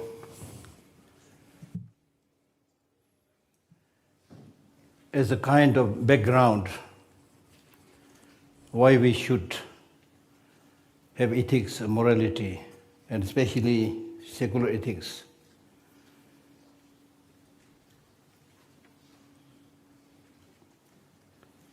In the curriculum of the sea learning, we have these 3 domains and 3 skills. The 3 skills are awareness, compassion, and engagement. So the first part, awareness, we call it awareness, we can call it discernment, we can call it, as in the CBCD, cognitivity, whatever we call it. What is being said is, as His Holiness the Dalai Lama always says, much of our suffering is unnecessary suffering. Unnecessary suffering means if you have a little bit more knowledge of the reality, the way things are, many of these sufferings you can remove. And that is one reason we should feel compassionate to people who are suffering, because they are suffering because of ignorance. And I remember very well, once I was sitting with His Holiness Dalai Lama with another gentleman during an interview. There was this long oblong table in front of us. Then His Holiness said that on this table, on this side, if there is a small drop of water, on the other side there is an ant looking for water, running around, comes quite close, then goes back. Because there is no insight, no discernment. The water is very close, but because of your ignorance, you are unable to use that water. So these days, in order to provoke people a little bit, true to the teaching of the Buddha, sometimes we a little bit feel desperation. You need to say something. In Hindi we call it karva sach, bitter truth. So the bitter truth, these days I have been sharing this bitter truth by saying that, look, we have over 8 billion human population right now. All this over 8 billion human population are dead after 100 years counting from today. Do we have that awareness? when I say over 8 billion human population are dead after 100 years from today, I'm not saying that we are all going to live 100 years. I'm going to live another maybe 10 years, am I lucky? And then the rest of you also, because you look very nice to me. So if I give you some discount, so you will live another 40 years. I can't give more discount. So that's really, this is very important. Then that will make you think, okay, now this is the only remaining year, what should I do? And I've started thinking this is my practice. And that will mellow you. And we'll be regretful for all the stupid things that we have been doing for so long. Therefore, one very important teaching in Buddhism which can be applied in secular ethics is also concentration. Buddha says, meditate, concentration, concentration, concentration, because you are distracted to 100,000 stupid, useless things, especially in today's world. There are 100,000 things to know, especially even in your mobile phone. So once you understand this limitation of your life, then that will make you think, can I afford to waste my life like this? Many people get the impression if you get a little bit of information from here and there, that is very, very important. Right? And I always tell them, yes, information is important, but much of the information that we get today is junk information. I mean, we get caught up in the junk information. We are not able to proceed even to the next level, which is knowledge. Then there is another level which is called wisdom. So information is just like reading all the books about how to build a ship. That's not being able to build a ship. Then gradually, if you get the right information and then get more knowledge, you may be able to build a ship. But still, there's no guarantee how you are going to use this ship. So it's only the wisdom that ensures that the ship does not sink. So that's why we talk about discernment. Through your own personal reflection, meditation, concentration. Yes, this is it. I need to practice this constantly. With our regular food, we have at least 3 times meal, breakfast, lunch, dinner. How about your secular ethics practice? How about your spiritual practice? We are not able to do that because we only fiddle with what is visible, what is physical, and forget about the invisible part. Mind belongs to that invisible form. Therefore, we neglect it. But the truth is, it is the mind which is controlling us. So therefore, you need to really remember how long you are going to live and what are you going to do. Life is to be understood, not to be feared. Death also is to be understood, not to be feared. Normally we get terrified, oh, we are going to die. But in Buddhism we say, death, the ordinary death that we understand is death of the body. There is no death of the mind. Meaning that if you attune and prepare your mind for many successive lives, no problem. So we don't have those understandings. Of course, here probably I'm not allowed to speak about future life because this is secular ethics, right? Just for this life. Just for this life. So just for this life, I'm really going to leave this short information. And I hope this will sink in your mind. If you're thirsty, you need to drink water, but not the whole ocean. You can't drink, no need to drink. So take what is important. It's very important. We are today born as a human being, not an animal. So we can't afford to live like an animal. Right? So therefore we need secular ethics.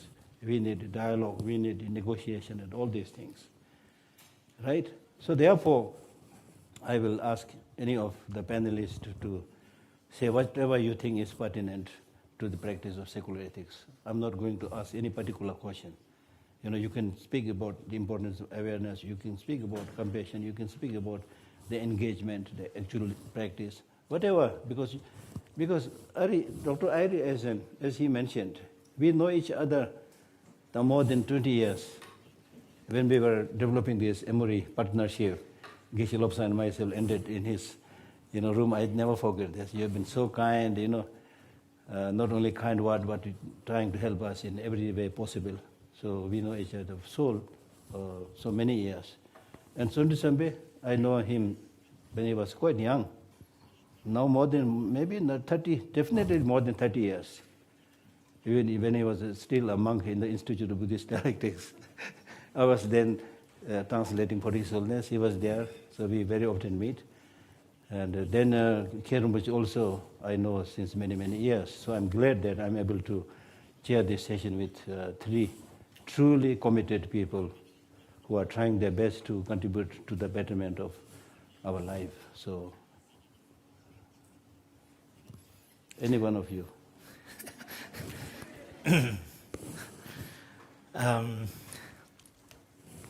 Thank you, Kishla. Hello, everyone. So, I would like to share a couple of points that struck me in the presentations of Dr. Eisen and Khenpo. One was the relevance of insight in ethics or awareness in ethics. And Ari gave a beautiful example of discovering bacteria as the causes of disease, right? It is that insight, that awareness that changed our behavior, right? To me, ethics is a physical, verbal, or even mental action, right, that impacts us, right?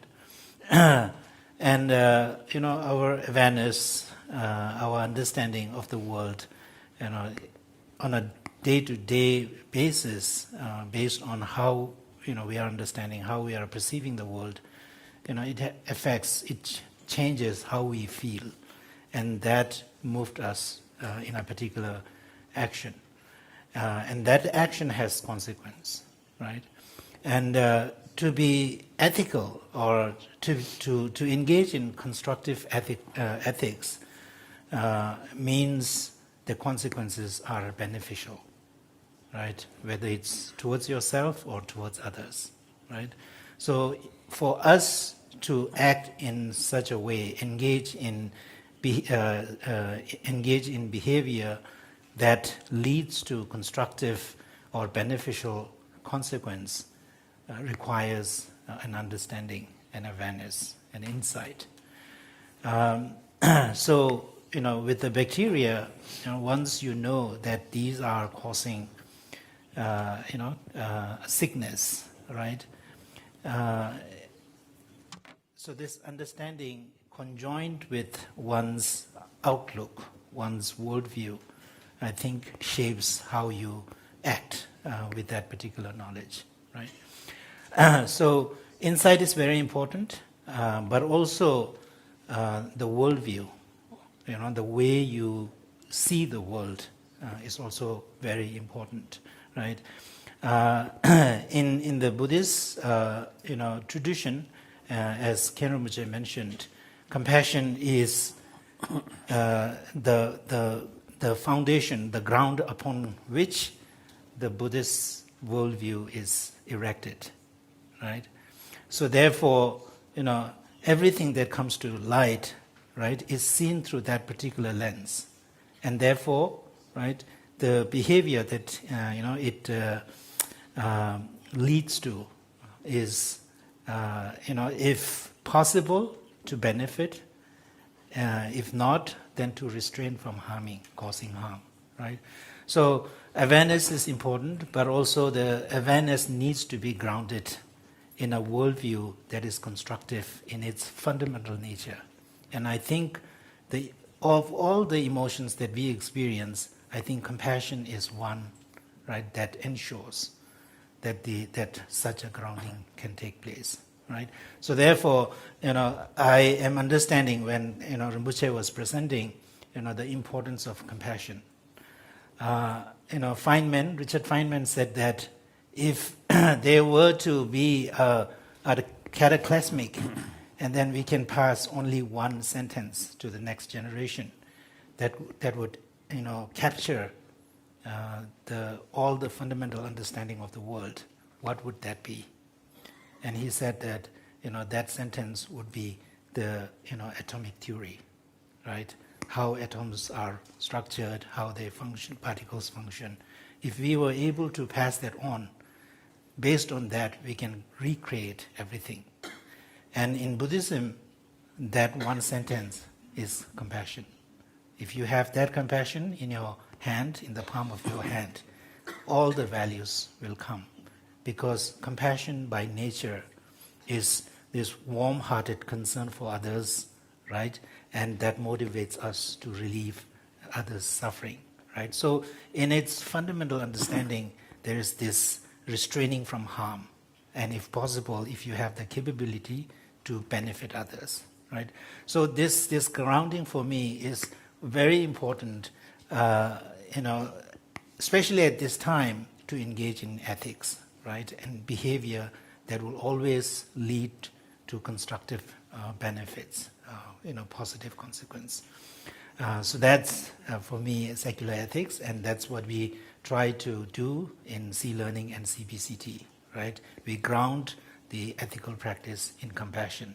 And in our framework, compassion lies at the center, right, because of that. Thank you.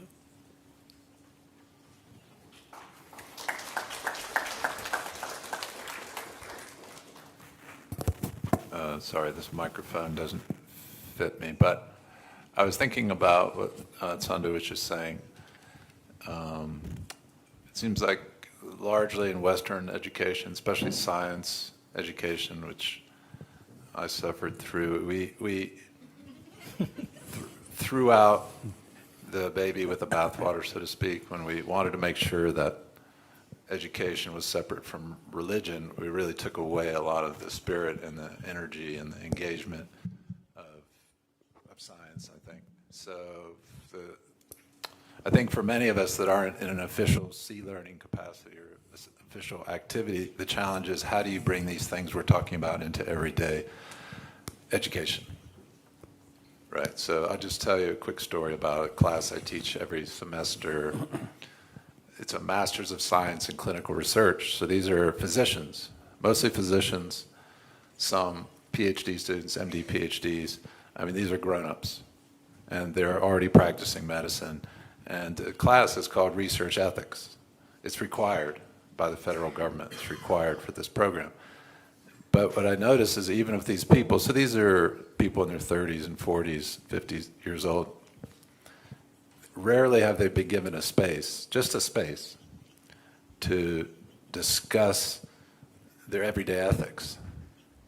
I'm not talking about abortion, I'm not talking about these big things, I'm talking about like our engagement with each other every day, because these are people that are in the thick of it.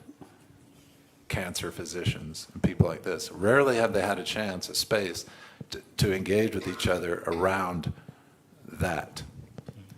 And it's sad because they're already educated and practicing. But the nice thing is, here I have this opportunity to engage these young people, and you can just see how much they appreciate it and how much they didn't realize they were missing it. So that's the challenge for all of us educators, right? Is whatever we're doing, whether it's kindergartners or physicians or grad students, how do we bring these things into whatever we're doing, right? That's the challenge, especially for the sciences.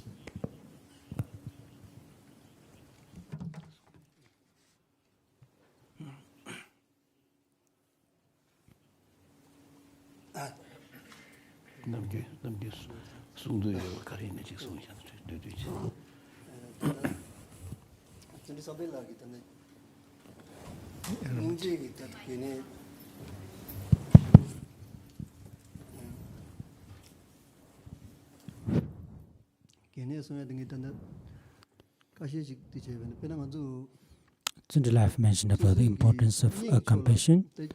For in our daily life, we have that sense of compassion towards our relatives, but this kind of sense of caring for others, for neutral person or our enemies, for those we need to practice in our daily life. the love or the compassion that we have towards our relative is a natural. Also, we see, because we see our relatives are important and in our life.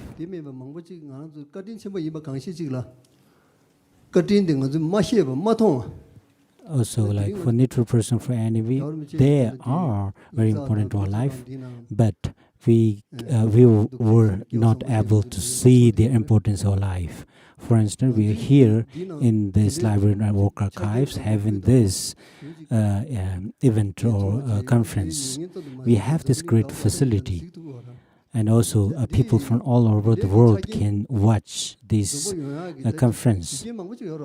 There are many causes and conditions for this facility. For instance, for this facility to build up, many people have contributed. And also for this technology that we use here, many people have thought about that, and they have contributed a lot. And in our daily life, we cannot see this kind of reality in our life. If we can see this kind of event in our daily life, we can appreciate more for the contribution. For instance, we have gathered here many people coming from all over the world.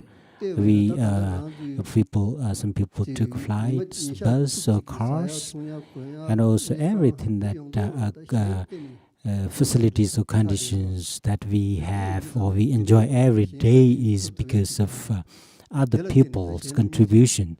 So if we think in this way, we can extend our sense of compassion to other people, crossing beyond our sense of compassion to relatives, towards other neutral or animals as well. So for at the moment, we see that we use a lot of things without thinking about other people or the future to use or waste so much thing. And if we think about all of this, we sometimes we cannot even appreciate the facilities or the condition that we have. So we need to think about the future generations, or how we can help, or we need to think how the future generations will survive. And we see that if in the case of a secular or the ethics level, we see that because of the technologies, and we see that there is a great potential of danger of declining our moral values. So we need to think about the responsibilities that we can take to ensure that these are reinforced. So we need to think about the view and the commitment of His Holiness towards the secular ethics. Taking advantage of being the chair, I'm tempted to put two examples. The first example is why we need secular ethics. Second, why awareness is important. Many of you must have listened to some of my talks. This is going to be repetition, but for the benefit of others, I'm going to say this. Immediately after the birth of the child, the first thing that the child does is what? Crying, right? American children, Tibetan children, Chinese children, no difference. First thing is crying. That cry is the only language available at that time. So by crying, what do you think the child is asking? I am 100% sure the child is not asking for a lengthy discourse on Buddhism. Thereby any religion. So in a way we can say the child is asking for secular ethics. I'm saying this because the child is, as I said, definitely not asking for a lengthy teaching from any religion, but the child is asking for somebody's love.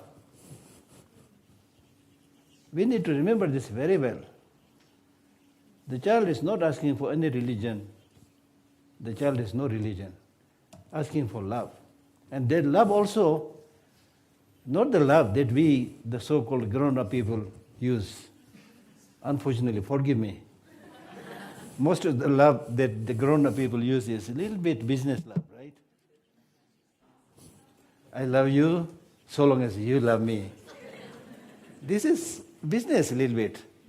But the child has nothing to give back. So the child is asking for unconditional love. That is what is taught in Buddhism, unconditional love.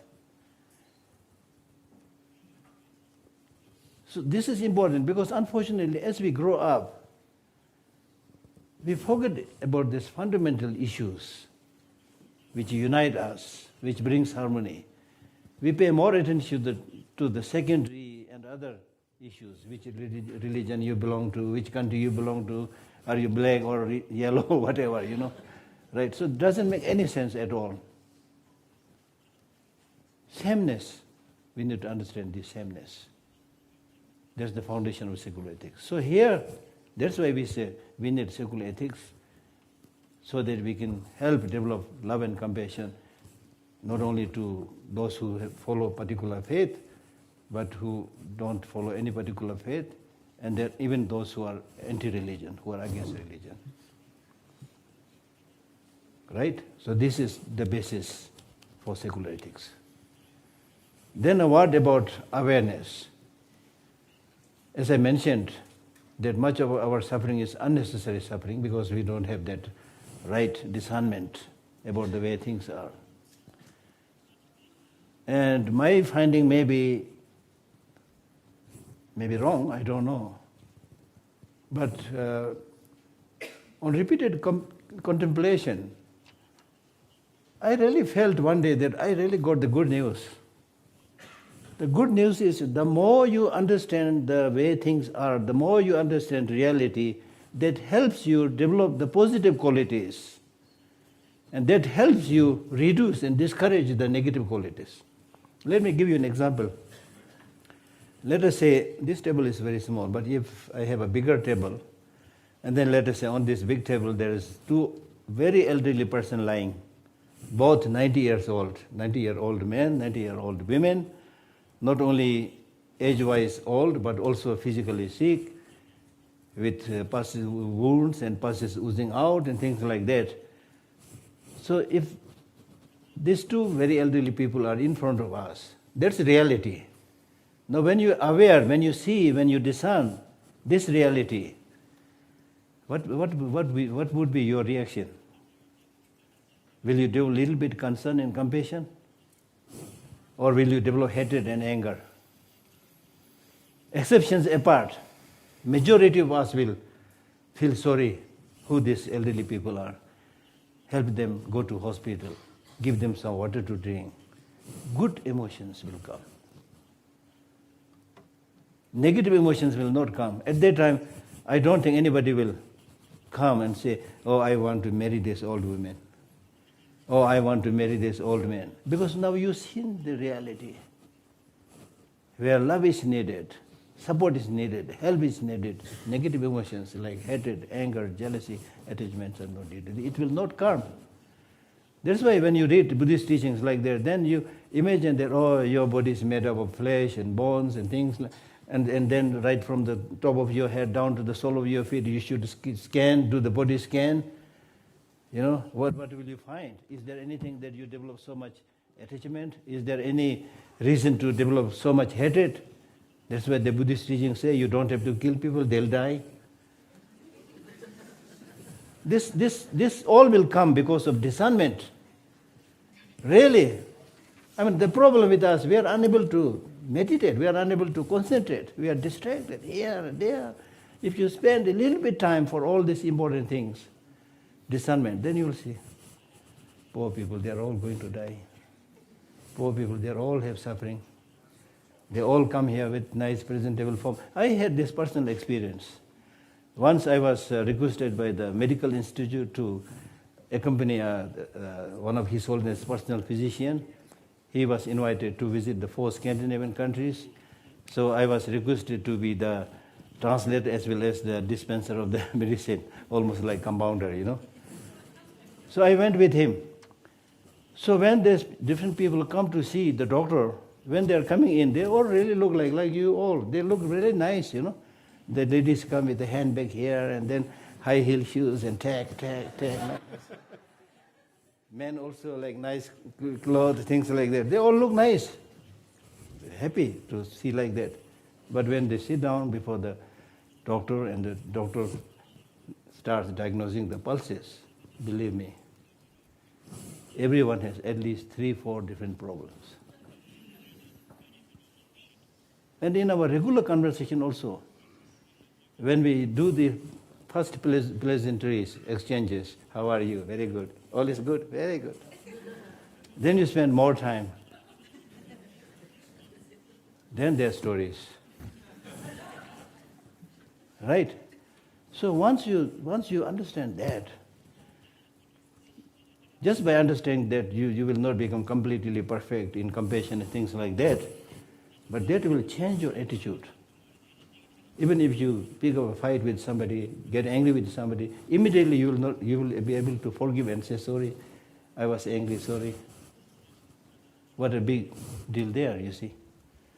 So what is missing is repeated practice, repeated contemplation. What should I do if today is my last day? Something like this is not to unnecessarily frighten us. This is not necessarily having big deal with the Buddhist practice also, but with this kind of realistic discernment, then we'll understand why His Holiness is also talking about compassion, why the Buddha is talking about compassion. So much, you see. And it is because that all these qualities you will be able to develop only if you have the discernment about many things, especially death and impermanence. So that's why the first teaching that the Buddha gave us on impermanence, the last teaching that he gave us on impermanence. Because if you don't think about that, you will not plan to make a move. You will only plan to stay. Now I need to build a swimming pool. Now I need to buy the latest car. I mean, okay, you can do it so long as you don't have attachment, it's okay. I'm not saying you become beggar or poor like that. It's okay, but the important thing is you will not get obsessed with these things. Realizing that you want long-lasting happiness will not come from that.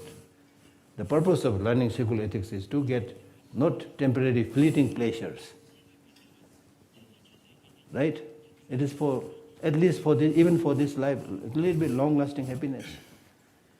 Right? So, my panelists, are you with me? So if you are with me, please say something in support of what I said. If you are not with me, then object it. I would like to Object. No, I agree completely, but maybe build up on two things that you mentioned, Geshe-la. And these two are considered as the two pillars of secular ethics. In C learning, we identify them as two pillars of secular ethics. One is what we call recognizing common humanity, right?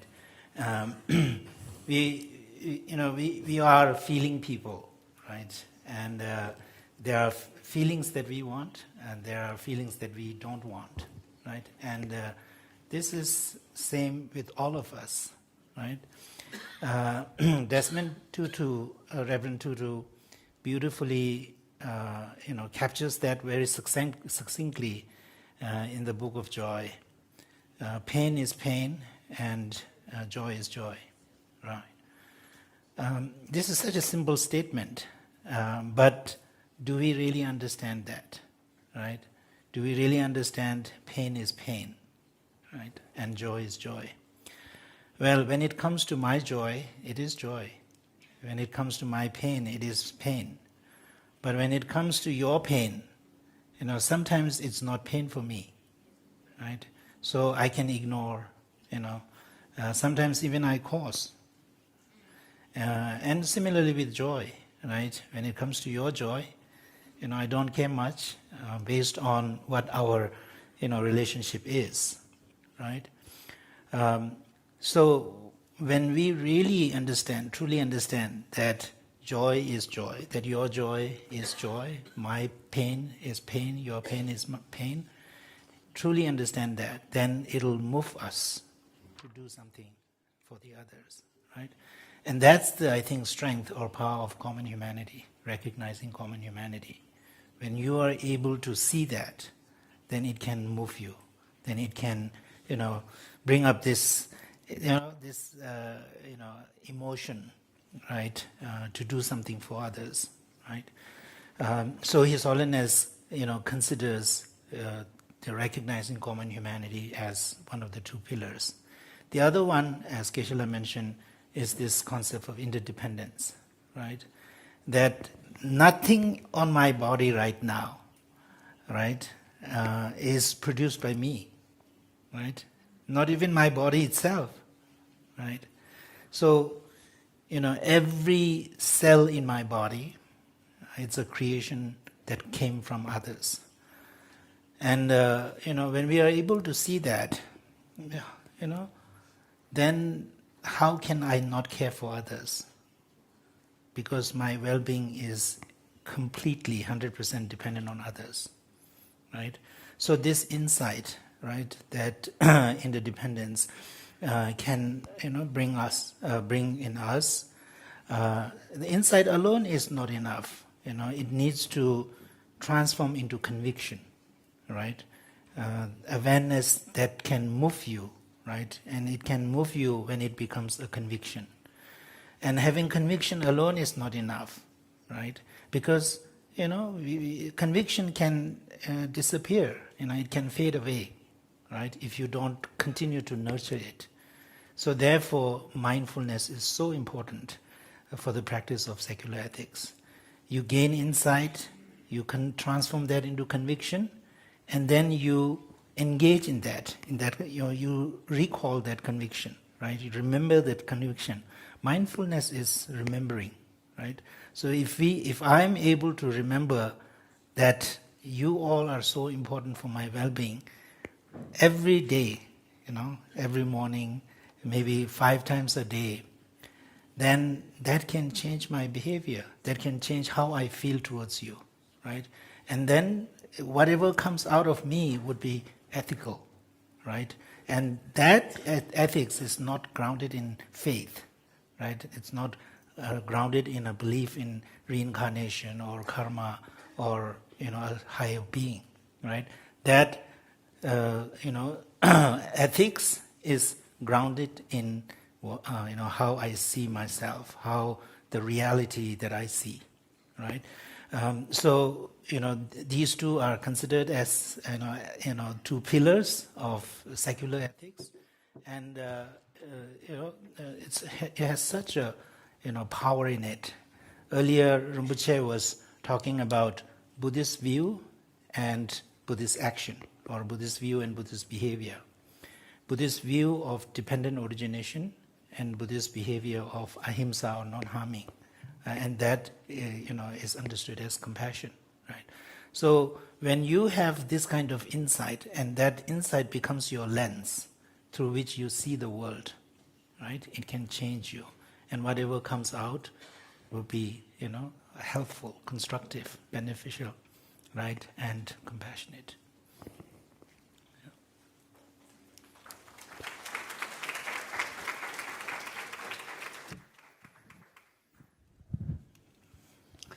And you need that the message is jigla. Tanda dina that jig sangju zamaling kape. Specifically to develop for spread, because we have gathered so many people who is responsible to teach the secular ethics all around the world. This teaching of the education method shouldn't be same as our regular education system. So I think it is important for our facilitators or the educators of secular ethics should have the sense or qualities by themselves. They if they teach just by referring to books, it won't have a great effect. But if you teach this secular ethics or the ethics by embodiment or by practicing by yourself, it will be more effective. So I think one of the main causes of our ethical conduct declining in the ethical conduct is the unlimited or the endless self-grasping. So, for instance, if we are sick, we need to take some diagnosis, and then we need to take medications. And I think if we can reduce the grasping or self-centered nature of yourself, if we can reduce this sense of selfishness. So if we cannot do this, it's really difficult to have ethical conduct. So if you cannot practice this, you cannot have an attitude, ability to teach or practice myself. I think that is the self-grasping is the root cause of declining in secular ethics or ethical conduct. So I think it's important for us to what can be done to improve this, or what can be done to reduce the selfish attitude.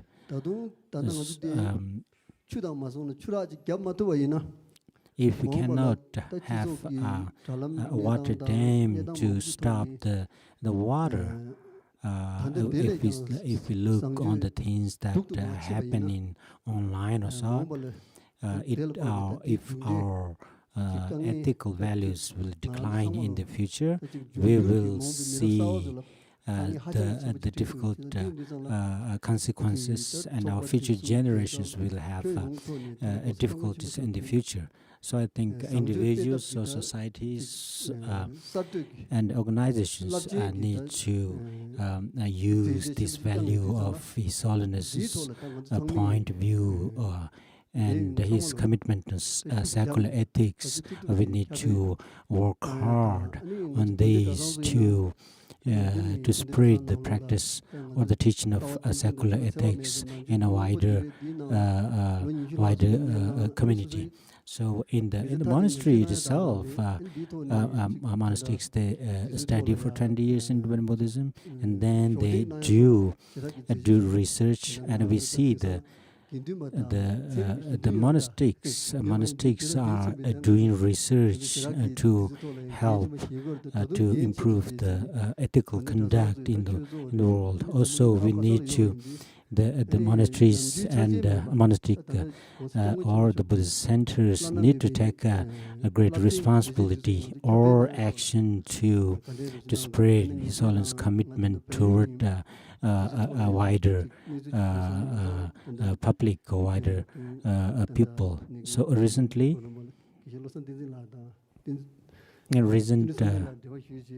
I have contacted Labsang Tenzin and Chun Sample to see a possibility of ways to spread, to improve secular ethics. I think everyone needs to check your responsibility or your capability to work on the commitment of His Holiness. So at the moment, I still feel we still lack of people's power to spread or improve this kind of secular-based education system. So I think we need more people, and everyone need to take responsibilities. So we have many people gathered here, and also many people couldn't come as well. So I think we need this specialized education and to train future generations is really important. I think it is a responsibility for everyone to work on this.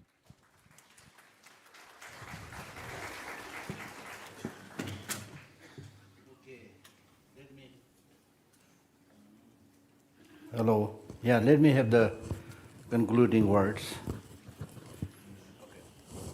If you don't want to say anything. Please go ahead. Ari is waiting for me to conclude quickly. So,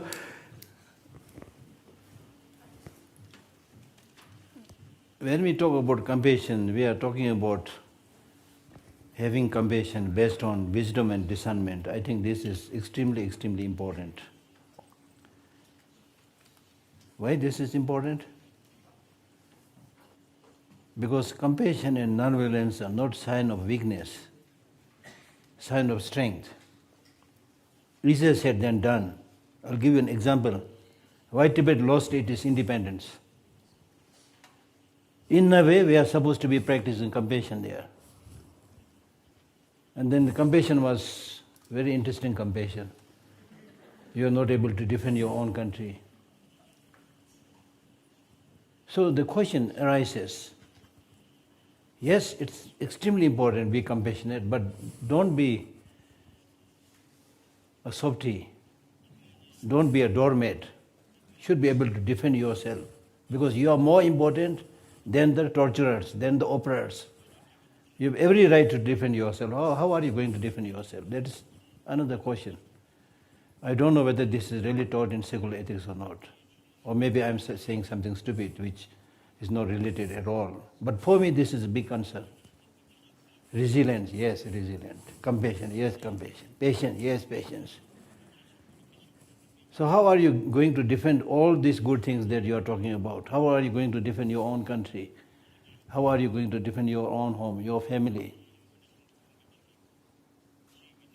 There are two possibilities here. One, if you're really, really dedicated practitioner who doesn't care about your personal, I and ego, whatever, okay, if it is good for me to be killed, let me be killed. If you have reached that kind of very high practice, then this is different. But we have not reached that state, and in fact, we are not talking about that level of secular ethics in our day-to-day life. So how are you going to defend yourself? That really bothers my dear head. So please give a thought about this. And that's why a question is raised in His Holiness's book, Beyond Religion also. Why compassion is the foundation of secular ethics and not justice? Because sometimes just talking about compassion and compassion and compassion, you may not be able to do the justice for many things. You see. Right? So this is supposed to be food for you to think. And similarly, there may be, it's wonderful that you are so committed to His Holiness teachings and all those things, but you should also rack your brain and say what is feasible, what is not feasible, what possible problems are there. Right? Right? For example, if you look at the present world, I strongly believe the majority of the population of the world are humble, nice, good people. But we are ruled by stupid leaders in many cases. And we are dancing at their tune, helplessly. So is this something that we are going to let the leaders do that in the name of secular ethics? Okay, we practice secular ethics. You do whatever you do. So there are still a lot of room for thinking in terms of practical implementation. Right?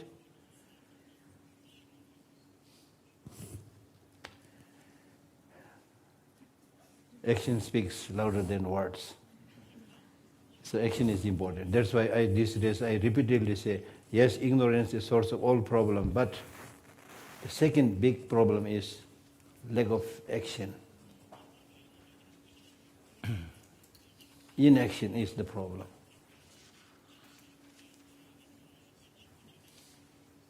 Right? So, thank you very much. May I add one thing quickly? So I don't know whether you guys heard this in Geshe-la's presentation. He talked about finding your starfish, picking it up, and dropping it in the ocean. This is based on a true story, right? Where a boy saw a lot of starfish on the beach, and he started putting them back into the ocean. And then an adult came and said, "What are you doing? You won't make any difference. There are thousands of starfish on the beach." And then the boy picked one and put it back in ocean and said that I made a difference for that.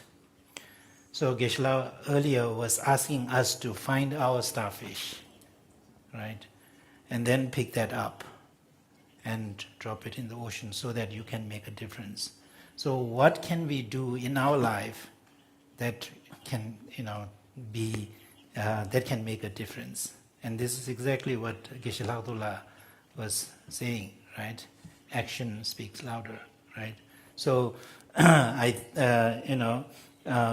we all have different capabilities.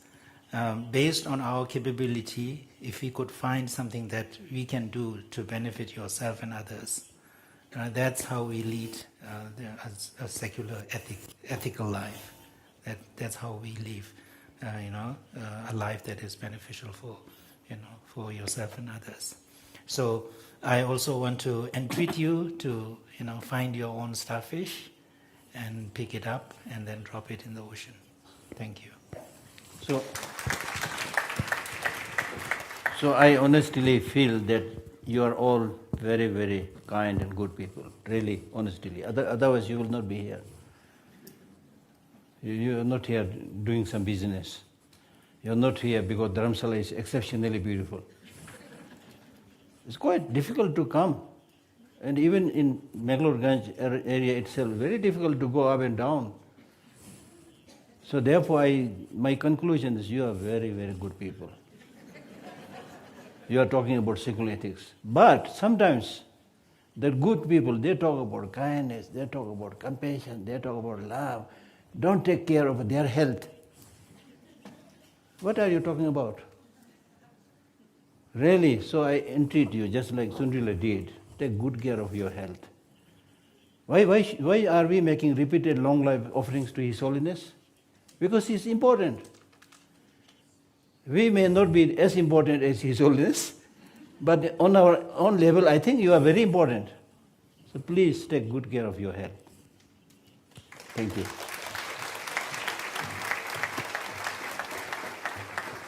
Thank you so much.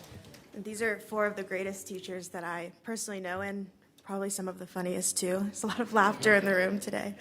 This was such a rich and thoughtful conversation on what is truly the foundation for so much of our work at the Emory Compassion Center. So thank you so much again to our speakers and panelists. And in the spirit of taking care of our health, let's have tea.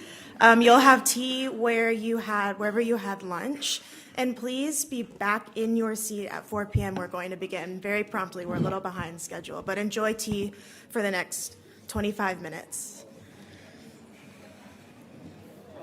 Thank you, Geshe-la.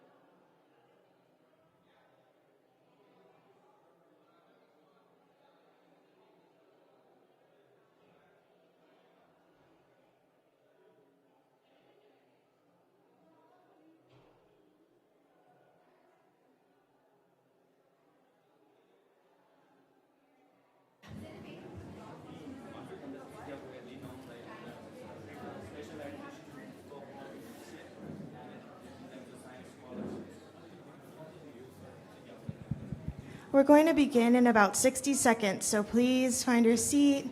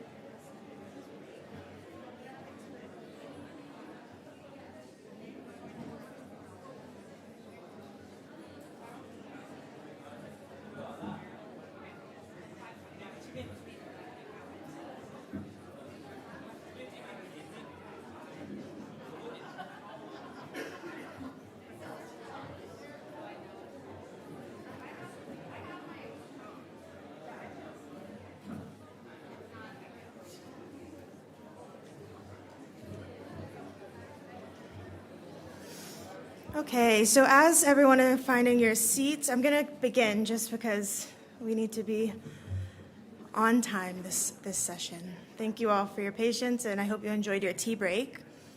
And welcome back. So our next session is going to explore the theme of emotions. As His Holiness the Dalai Lama writes in Beyond Religion, we must seek to reduce the impact of the destructive potentials that are inherent within us. On the other, we must seek to enhance the positive qualities that also naturally exist within us. So this session will bring together perspectives from Buddhist philosophy, contemplative practice, and contemporary science to explore emotional awareness, resilience, well-being, and compassion.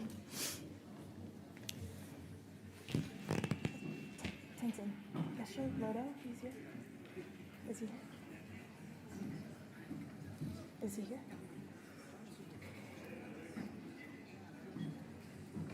Okay. I didn't have eyes on our speaker, so I see him now. Okay. So with that, it's my pleasure to introduce Geshe Lodro Sangpo. Geshe Lodro Sangpo serves as director of the Science Center at Gaden Jangse Monastery Monastic College and is actively engaged in contemplative science research, including studies on Tukdom and lucid dreaming. He's also deeply involved in advancing science education within the monastic community through the Emerald Tibet Science Initiative. So please join me in welcoming Geshe Lodro Sangpo.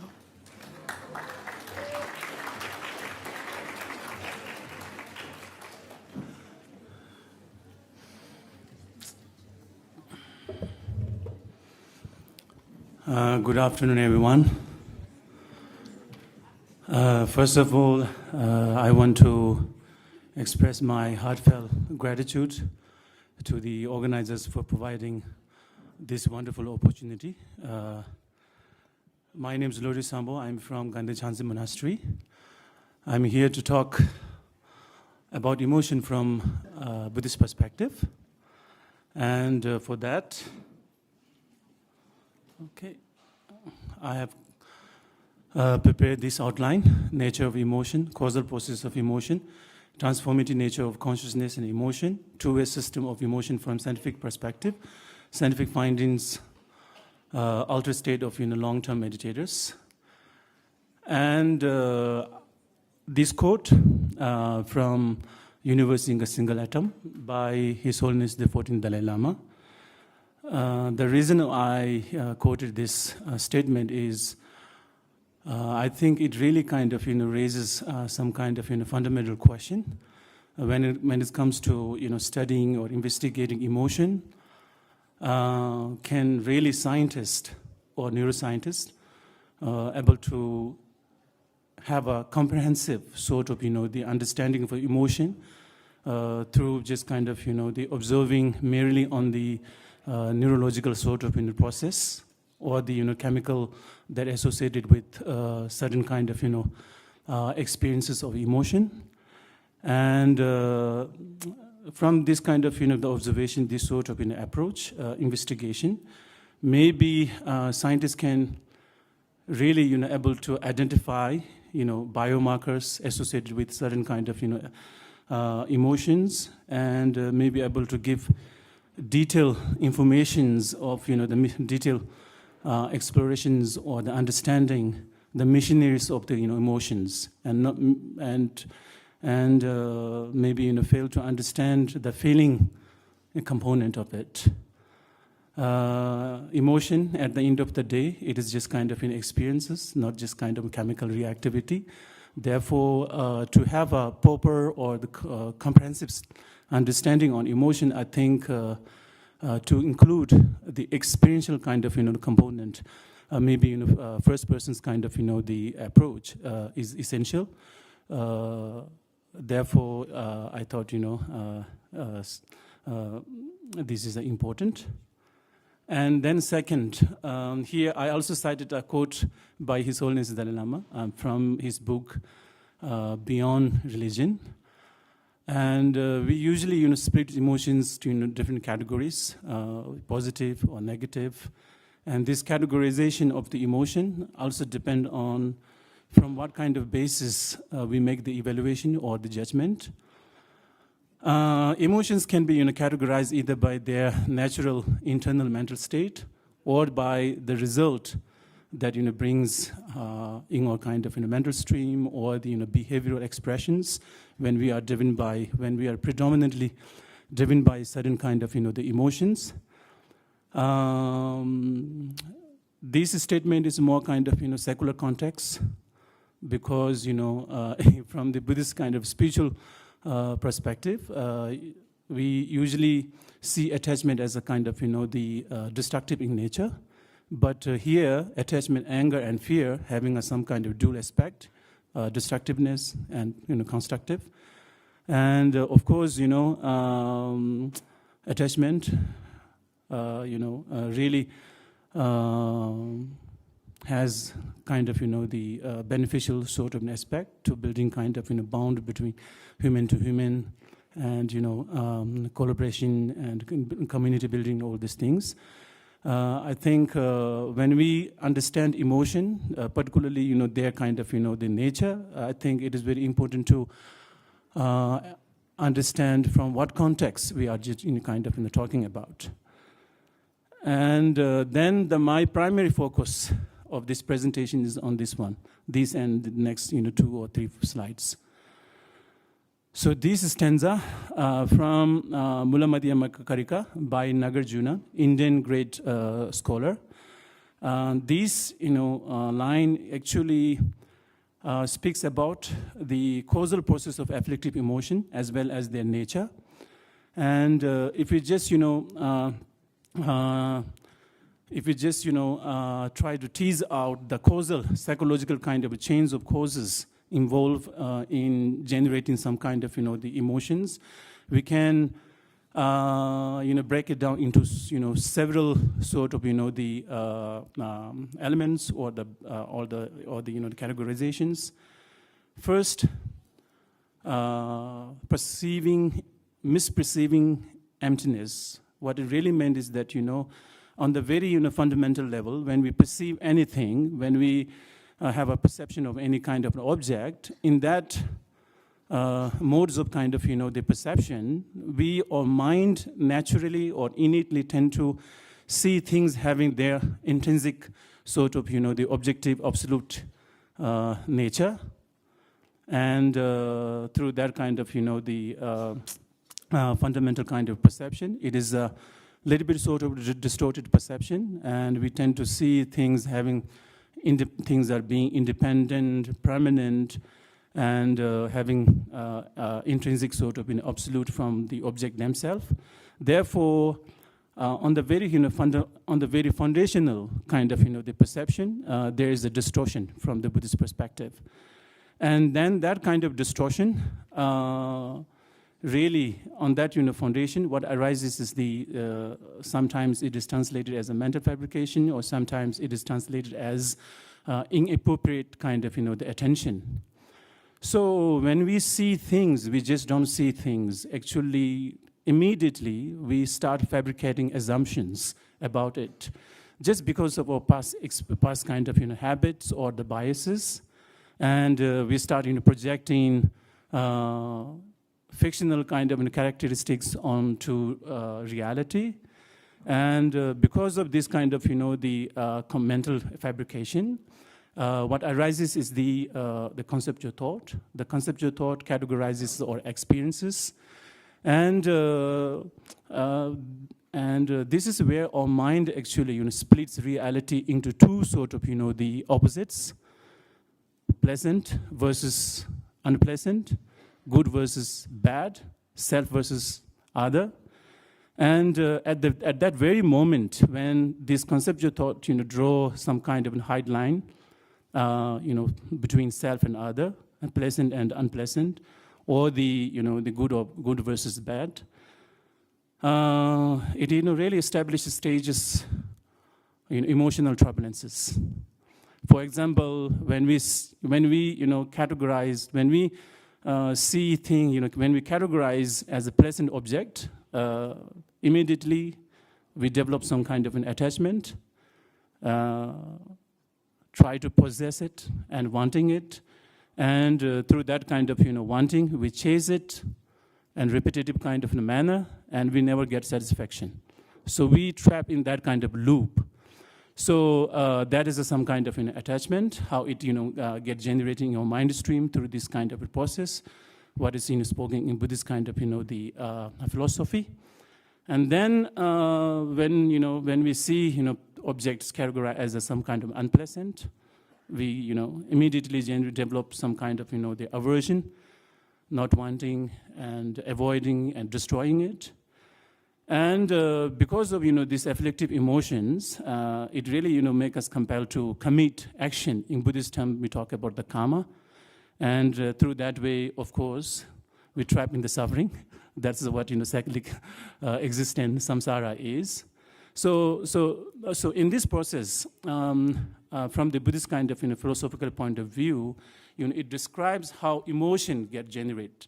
Particularly in this context is the afflictive emotion. How it get generated in our mind stream, and how it leads us to engage in many unwanted sort of the actions. Since this is the case, then if we are really serious about tackling afflictive emotion, then Nagarjuna, here I have also another quote by the Nagarjuna from the same textbooks, Mulamadi Makakarika. And Nagarjuna emphasizes that if we are really serious to tackle the afflictive emotion, to stop the afflictive emotion, then simply buying, suppressing, or changing environmental kind of the circumstances will not help.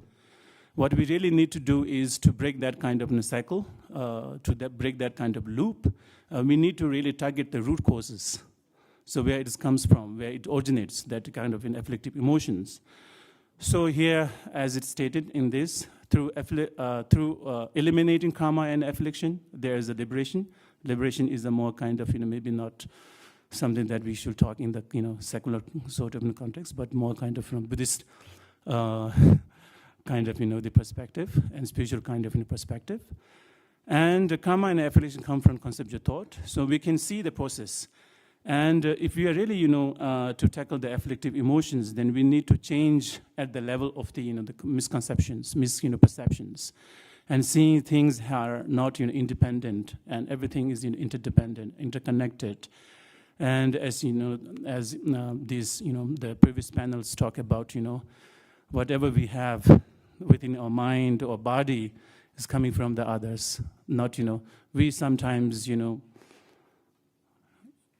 generate some sense of proud or self. I did this and I did this and that, but actually, everything is done by. Of course, there is a little bit of your contribution, but actually coming from the other people, or the kind of other kind of the external sort of the circumstances or the conditions. Therefore, seeing the emptiness or realizing the emptiness really stops mental fabrication to impose to really impose exaggerations, and as a result, conceptual kind of the thought process loses their rigid the polarizing kind of labels, and as a result of that, the afflictive emotion loses their kind of fuel, and we will not be then we will not be, accumulating any kind of negative, sort of, the actions. 3 minutes, okay. Okay. And then I want to talk, a little bit, this one, and actually this previous, panel discussion touched on this point very succinctly and very profoundly. So the designment, or is as I said before, it is an intellectual or analytical kind of the faculty that enable us to see things more deeper or wider sort of the perspectives. At the same time, it really forces us to see that our own well-being is very much dependent the well-being of other people, and at the same time, the cold designment may lead to some kind of rigid intellectualism or the cynicism, as Sundula was saying that this in discernment or this intellectual has to be grounded. So that one comes from the compassion. So compassion actually act as a solvent for ego, and solvent for ego, and it really give us some kind of motivation or emotional kind of driving forces to enhance our to enhance our capacity for social services. Therefore, compassion, in one sense, it really gives purpose to our designment, and it really it really ensures our designments really use for building bridge, community, not walls and barriers. So compassion and designment reinforcing each other, and that's both of these are very crucial. And maybe I'll skip this one due to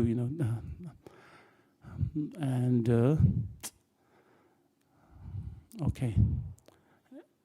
And I will say a little bit on this.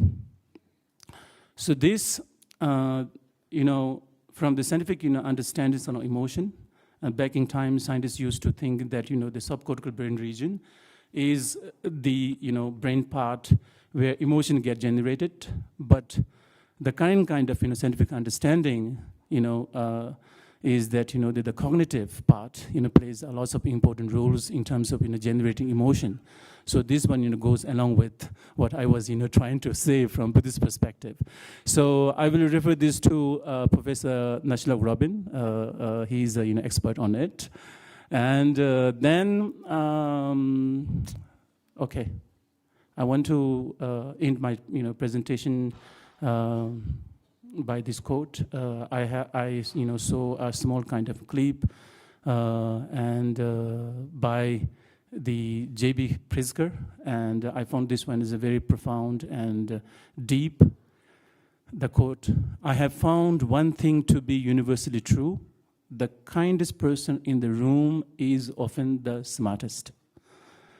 So you see the compassion, emotional intelligence. To be kind is not easy. It has to have lots of, the courage. It has to have lots of, emotional, intellectual sort of, intelligences. So, and His Holiness Dalai Lama said that my religion is very simple. My religion is kindness. I will end my presentation with that note. Thank you so much.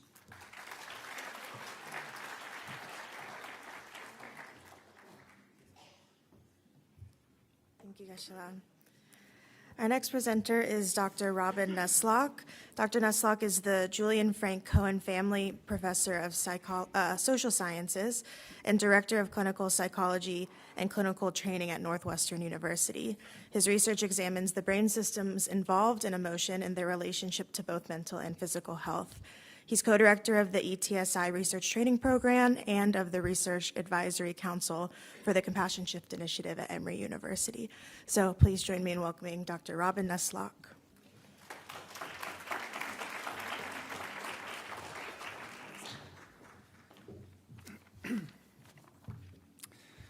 Well, thank you so much, and it's such a privilege to be here. And as Hannah alluded to, I'm a professor at Northwestern University, but really I think the role and job I most adore in my life right now is to work on the Emory Tibet Science Initiative. For me, the Emory Tibet Science Initiative is really fostering a cross-cultural conversation and collaboration on nature of mind, on nature of matter, on nature of compassion, on nature of ethics.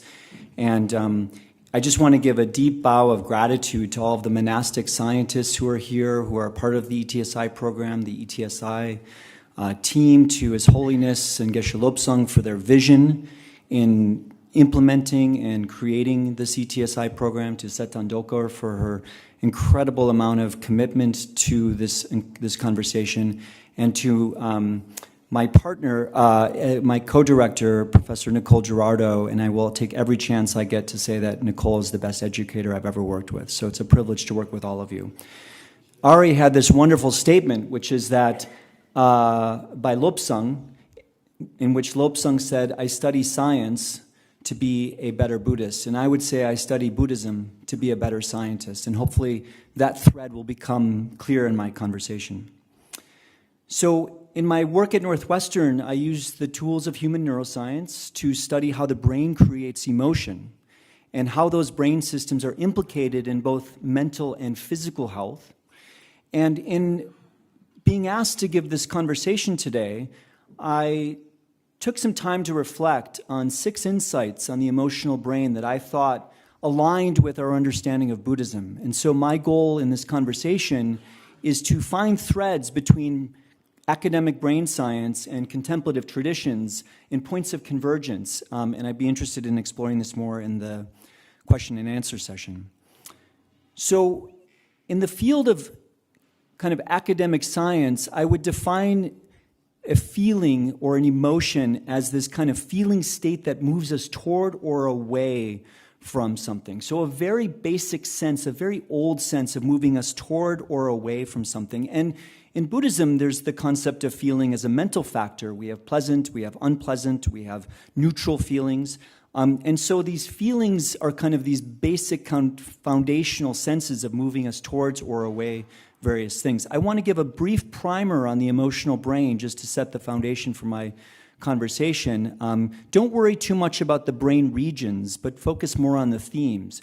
The first brain area that I want to talk about is an area of the brain that's involving processing threatening stimuli or more aversive stimuli in our environment. And often you could see this as being related to anger or aversion, but also the emotion of empathy, which I'll talk about later. And this is the amygdala. This is kind of an area that's involved in stress processing and stress physiology. A second area of the brain is more involved in processing positive emotions, kind of getting us up off the couch to go pursue rewards that we have in our environment. And this also is a brain area that's implicated in craving and attachment. But on the flip side, I would say that this is a critical brain area for compassion, and I'll try to make that point a little bit later. And the final area of the brain that I'll talk about is called the insula. And the insula for us is an area of the brain that's very much involved in feeling emotions in the body. So one of the things that I'm very interested about is the synergy between mind and body in the state of emotion. And the insula helps us kind of have these feelings in our body, and they're very important for feelings like empathy and compassion, and I'll talk about this in a moment. And I'll highlight that all of these, I think Sangpo said it well in his quote of the Dalai Lama, all of these regions are involved in more gross emotions that we might kind of think of, or kind of neurophysiology. But, an important part is to recognize the limitations of just understanding a brain area and its role of emotion. And I'll be talking about that as well. And the final area that I'll talk about that's really critical, and it aligns with Sangpo's perspective, which is that cognition is very important in emotion. And the more I study Tibetan Buddhism, the more I deeply appreciate the role of thought in modeling emotion and various things like that.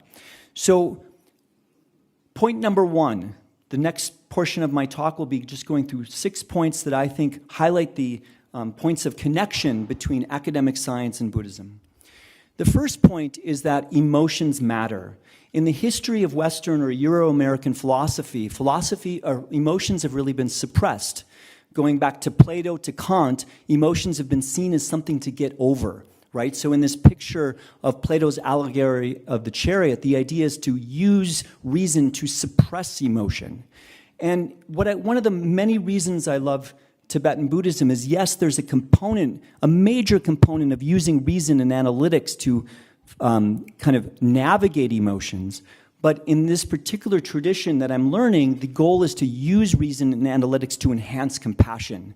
And as Sandula and others talked about in the nature of ethics in the symposium earlier today, compassion is the foundation of ethics. Whereas in a lot of kind of Euro-American philosophy, reason and rationalism is the basis of ethics. And so I think the first point I want to make is that emotions matter. We know that emotions matter. If people have damage to emotional brain areas, they're not more compassionate. They're not more rational. They're actually fundamentally acting irrational. So emotions are foundational to rational processes. The second point I want to make is that how we feel affects everything else in our brain, how we see, how we perceive, how we think, how we interpret the world. This is a wonderful image that was made by a friend of mine. It's a computer model of all of the outputs of the amygdala, this area of the brain involved in threat processing, to the rest of the brain. And the point I want to make is that there's direct pathways from the amygdala to portions of the brain that are involved in perception, portions of the brain that are involved in sensation, portions of the brain that are involved in cognition. Emotion touches all aspects of our brain, and it's important to recognize that emotion and cognition are not separate. They're involved in a very important dynamic dance that's important for regulation. What's also interesting is that we're learning more about how fast emotions happen in the brain. So this is a kind of a complex figure, but the point I'm wanting to make is that there's direct input from the retinal cells of our eyes down to our emotional brain areas, such as the amygdala and the insula and these other areas. These are very fast processes. And practices that are, kind of involved in your tradition of facilitating compassion and emotion are really going to affect those very fast processes in critical ways, and also the way we think about the world, because I think emotion often colors the way that we perceive the world. It was Sangpo and I did not communicate about this next slide, but it's the exact same slide, and I love the fact that Sangpo and I are talking and thinking about the world in such a synergistic way. So the third point I want to highlight is what we think about the world affects how we feel, and I think this is really a nice touch point into the role of analytic meditation in both managing distress but also fostering compassion. Historically, in the field of cognitive neuroscience, it was thought that a region like the amygdala or the ventral striatum or the insula, these other areas of the brain that I briefly introduced, that they cause emotions, and we just kind of are at the whim of our particular emotions. But there's growing evidence that how we appraise, how we cognitively interpret, how we cognitively frame emotions are critical for the experience of emotion. That one person might feel their heart beating and their amygdala active as fear, another person might experience it as excitement. One person might have a feeling of panic, another person might have a feeling of adventure. It also highlights the important role that culture plays in the experience and framing of emotion, because how somebody interprets their own environment and their own experience plays an important role in framing what the actual subjective experience is of that particular emotion. And so cognition matters, and again, I'm so increasingly moved by the role of analytic processes and meditation and discernment and all of the wonderful ideas that have been discussed today, and the critical roles that those play in actually framing, shaping, navigating, and enhancing our emotional world. Fourth point. What's interesting is these beautiful ideas of impermanence, interdependence, dependent origination. There's no area in our brain where we exist. There is no self in the brain. Who we are is an emergent property from a neuroscience perspective of these kind of neuronal processes. You can't localize it. We talk about social relationships and other relationships as being critical. It's the same logic in the brain. In the brain, it's all about relationships. And what we experience as a particular emotion is often very complex and involves multiple different brain areas communicating with each other. So let me give you an example of the journey from empathy to compassion from the perspective of kind of affective neuroscience. So in contemplative traditions, empathy is often seen as a necessary ingredient in generating compassion. So empathy involves feeling another person's experience, seeing another person's perspective, almost imagining yourself in that other person's body. And we know that these cognitive areas of the brain, don't worry about the terms, it's more about the kind of take-home point. These cognitive areas of the brain, prefrontal cortex and other areas, really help us kind of imagine what it's like to be in the mind of another person. Clearly an important ingredient to empathy. We not only see another person's experience in empathy, ideally we also feel another person's experience. We have that sense of actually feeling what it's like to be in another person's brain and body. And these are two areas of the brain that I discussed earlier that are really important for feeling another person's emotional experience. But what's interesting about these brain areas is they're part of the pain matrix. So empathy is often seen as feeling another person's pain. That, through my kind of learning from you all, that's different than the experience of compassion, where compassion is the sense of I feel another person's pain, I see another person's predicament, but I'm motivated to actually engage in these kind of behaviors to help, to help out and facilitate reducing the suffering of another person. And I'm not in any way trying to reduce compassion here to these motivational brain areas like the ventral striatum, but I want to pull on research showing that as people switch from empathy to compassion, that motivational area of the brain does become more active. This is the work of Tanya Singer, highlighting the fact that the active engagement, the active desire to resolve and reduce another person's suffering is really important from a brain perspective. And I think aligns with the Buddhist concept of moving from empathy to compassion, moving from feeling another person's pain to the desire to actually resolve or help another person who are in pain. My dear friend and colleague Rob Roser does beautiful work on development, and I think it's also important to recognize that these brain processes go through complex developmental arcs, and what's compassion at one point in time of a person's life may be different at another person's point in time. And I think programs like C-Learning and CBCT really highlight the important capacity of these various training programs to enhance compassion across the developmental arc. I also want to, recognize the fact that CBCT and C-Learning and programs that are designed to enhance compassion and emotional health, one of the brilliant components of it is it's not one ingredient, it's many ingredients. And that aligns, I think, with the point I was trying to make earlier, which is that a complex emotion like compassion or empathy involves multiple processes coming together. And so I think if you're going to work on changing a person's feeling of empathy, compassion, etc., it's important to take multiple inroads to try to address those particular processes.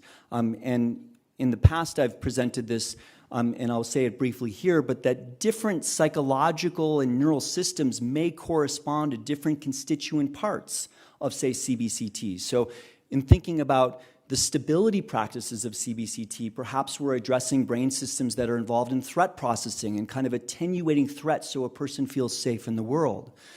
In promoting discernment and mental kind of emotion regulation and analytic processes, maybe we're engaging the cortex in ways that really help a person navigate the complexities of the world and kind of, regulate their emotions in optimal ways. And finally, through the act of facilitating compassion, the act of compassion has been shown to engage these brain areas associated with positive emotion and rewarding emotions. And so something like C-Learning or CBCT is a multi-ingredient intervention that nicely addresses the complexity of the brain in terms of facilitating change. The fifth point I'll make is that brains are wired for social relationships. And this is nicely summarized in many different writings. This is one book by Daniel Goleman. But we heard this wonderful talk last night about kind of cooperative evolution with Geshe Lobsang and Geshe Lakdor, and how we kind of evolved these processes for cooperative, processes and cooperative relationships. And I would say that social cooperation evolved in the brain and co-evolved in the brain with places of the brain that are more involved in threat processing. And I think we actually have a kind of obligation now at this point in our evolutionary arc to engage those brain systems to facilitate compassion. I'll just give you one study that highlights the importance of social relationships and kind of co-regulating pain. This was a study in which two people had an EEG cap on. So an EEG cap is a cap that can measure brain activity. And what they looked at is they looked at the correlations between two brains as one person was exposed to a painful physical or emotional stimuli. And if two brains were correlated with each other, that is, they were physiologically in sync. We all have met people in our lives where we just feel in sync. The person who was exposed to emotional or physical pain actually experienced less pain. So there's this kind of component of the social relationships in our brains are not only about cooperation or kind of survival, but they're also about empathy, compassion, and helping others experience various positive emotions and reducing negative emotions. And the last point I'll make is that this is something that I've learned from you all, that compassion and well-being are skills. Yes, we're born with a certain genetic predisposition.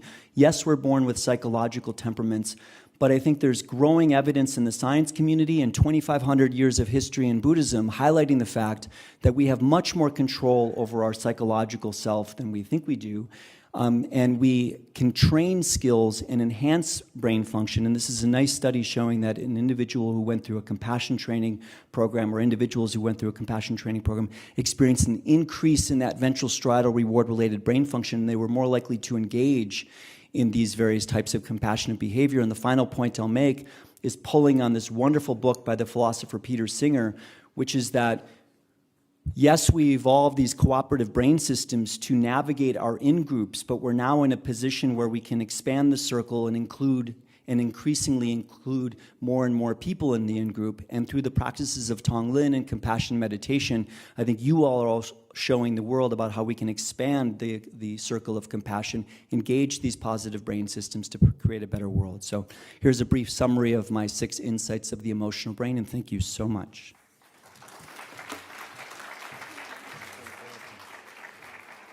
What do you want? So I'll go ahead and invite our panelists to come up. They're going to mic you here on the stage. And thank you, Dr. Nuslock. It's always so wonderful to hear you speak.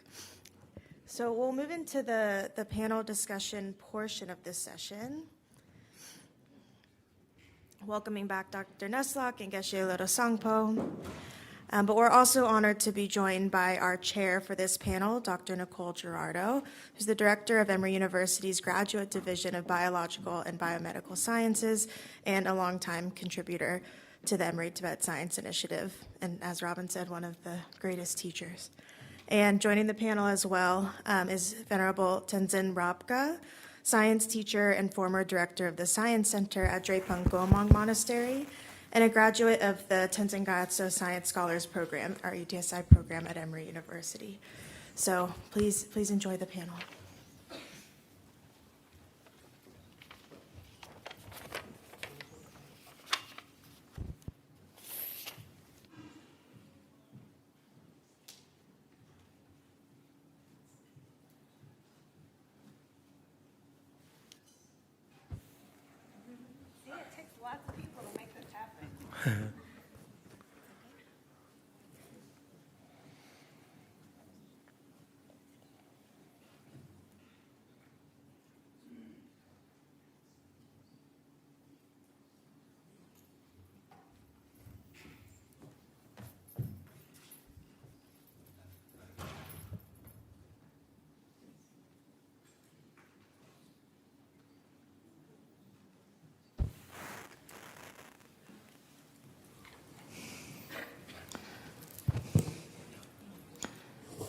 Good. Okay. That's loud. Thank you so much for being here, and it is an honor to be here with these lovely people who are scientists and scholars who are very inspiring to me. Our goal here is to talk about emotions, but I will also say that there's a lot of intersection here with the Emory Tibet Science Initiative, all of whom are contributors, and all of us have benefited from it. So we'll talk a little bit about that as well. So to get started, I thought we'd talk a little bit about some of the definitions that came up, because I think sometimes these words matter in the dialogue between Buddhism and science. So one thing that came up was this idea of positive emotion versus negative emotion. And so I'll turn it to, I have no idea if this is working. I'll turn it to Robin to just give a brief, like, what an academic scientist would sort of define and maybe give an example of each so that we're sort of on the same page, yeah? Yeah. So I think in the kind of academic science world, the idea is that emotions evolved to allow us to navigate older challenges in our development, our evolutionary history. And so there's a priority placed on this push-pull component of emotion, so that emotions are about moving us away from certain stimuli or moving us towards certain stimuli. And so I think that's a very overly simplistic component or definition of emotion, and that we can build on top of that. But ultimately, from that perspective, emotions are about kind of facilitating approach versus withdrawal, or what is often called freezing behavior, which is kind of staying in place and navigating our environment. And so, and then clearly what happened is that we grew more complexity and various other things like that. And so now I think we're in a place where we would consider emotions to be really a whole brain and maybe even a whole body process of, feeling states, cognitions, physiology in the body, all designed to kind of help us best navigate the world we're in. And one kind of, aspect of emotion that is taking a priority is this idea that we're looking for a feeling state that's optimal to the situation we're in, and even a neutral psychological space, I think I would consider to be an emotion, because it's the body and brain trying to find the optimal feeling state to navigate the environment that it's in. Now, that's a fairly bland definition of emotion. I think what's beautiful about Buddhism is the idea that we can foster certain types of emotion to facilitate compassion and the concept of ethics and justice. I mean, we can talk more about that, but I think from a basic definitional perspective, they're feeling states that help us navigate our environment. And Geshe Sanko, how do you think that resonates with the Buddhist perspective? Hello? Yes, it's working, right? Is it? Okay, good. You see, the fact is that, in Buddhism, kind of, the spirituality or the philosophy, we don't have some kind of, equivalent term. In Tibetan, I'm not sure whether there is in Sanskrit or not. I don't think so. The emotion. So when we talk about the positive or negative emotion, it is not just, the distinction is not made on the basis of the mental state, internal state. From the science, the emotion that gives you a little bit kind of sense of pleasure or relax or the peace or the calm, usually I think maybe from Western kind of approach, regard it as a pleasant, positive kind of emotion, as opposed to emotion that gives a little bit kind of disturbances or discomfort, categorized as some kind of a negative emotion. Mm-hmm. And for Buddhism, kind of the perspective, the distinction is made on the result, what it brings about. When we are very much kind of driven by attachment or the other kind of an afflictive emotion, and these sort of an afflictive emotion, when we are overwhelmed or predominantly driven by this afflictive emotion, the result that we get is more kind of a negative. It doesn't really enhances or the increases of overall well-being. And because of that, these afflictive emotions are regarded as some kind of negative. And then the compassion and other kind of loving kindness or kind of the rejoicing, all these emotions, when we cultivate or when we experience or when we deliberately cultivate this kind of emotions, it really brings more kind of the positive, constructive sort of results. It really enhances our overall well-being, not just kind of mental, but also physical well-being. Because of that, these kind of, the emotions or the emotions are regarded as, the positive. So these are the two differences from, the scientific perspective or the, Buddhist perspective, the way how we draw positive versus negative. Yes. So, Ragba, that sort of brought up this idea that when you were first learning about science, you would hit these points of like, that's not how I learned this from the Buddhist perspective. Can you tell us about that process of looking at the integration of the two? Can you hear me? Yeah. Okay. So first, I just thought of enjoying the water and let Tisha Sambula do all the talking. But you just threw everything to me. Okay, so my initial interaction with science, especially in regarding with emotion, is when I was learning about it, I didn't think much about it. But when it comes to me to teach about emotion, especially the year 4th neuroscience to the monastics, I also have to think about the Buddhist philosophy when we teach to the monastics. And then when I also have, because we teach in Tibetan, I need to know a specific word so that it does not make the students misunderstand what science actually talks about. So for that, I also have to understand it much better. So maybe some of the professors here may remember me coming to them talking about the year 4 textbook, like Dr. Michael and Jeremy knows that, right? So so for me, when talking about teaching about it and then thinking about it, what I've understood as a scientific explanation of emotion is more like a reaction to a specific, what do you say? Like a specific stimulus. So when you talk about a reaction to a specific stimulus, it's either a positive reaction or a negative reaction. They cannot be a neutral reaction. So that's also one thing, because in Buddhism we have like positive, negative, and neutral.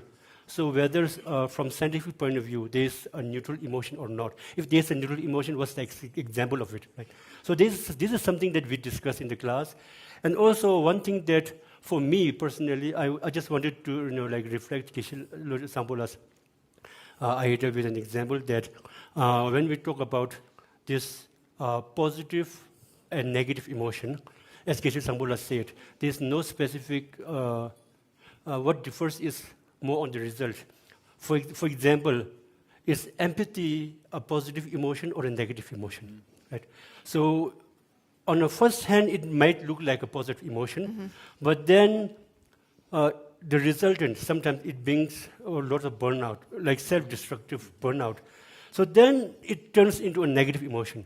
So from what I see is there are some certain emotions which can be regarded as positive or negative depending on its result. Context, yeah. But then there are also some emotions which are inherently positive, like compassion, which resultant is always good, positive for the others as well as for self.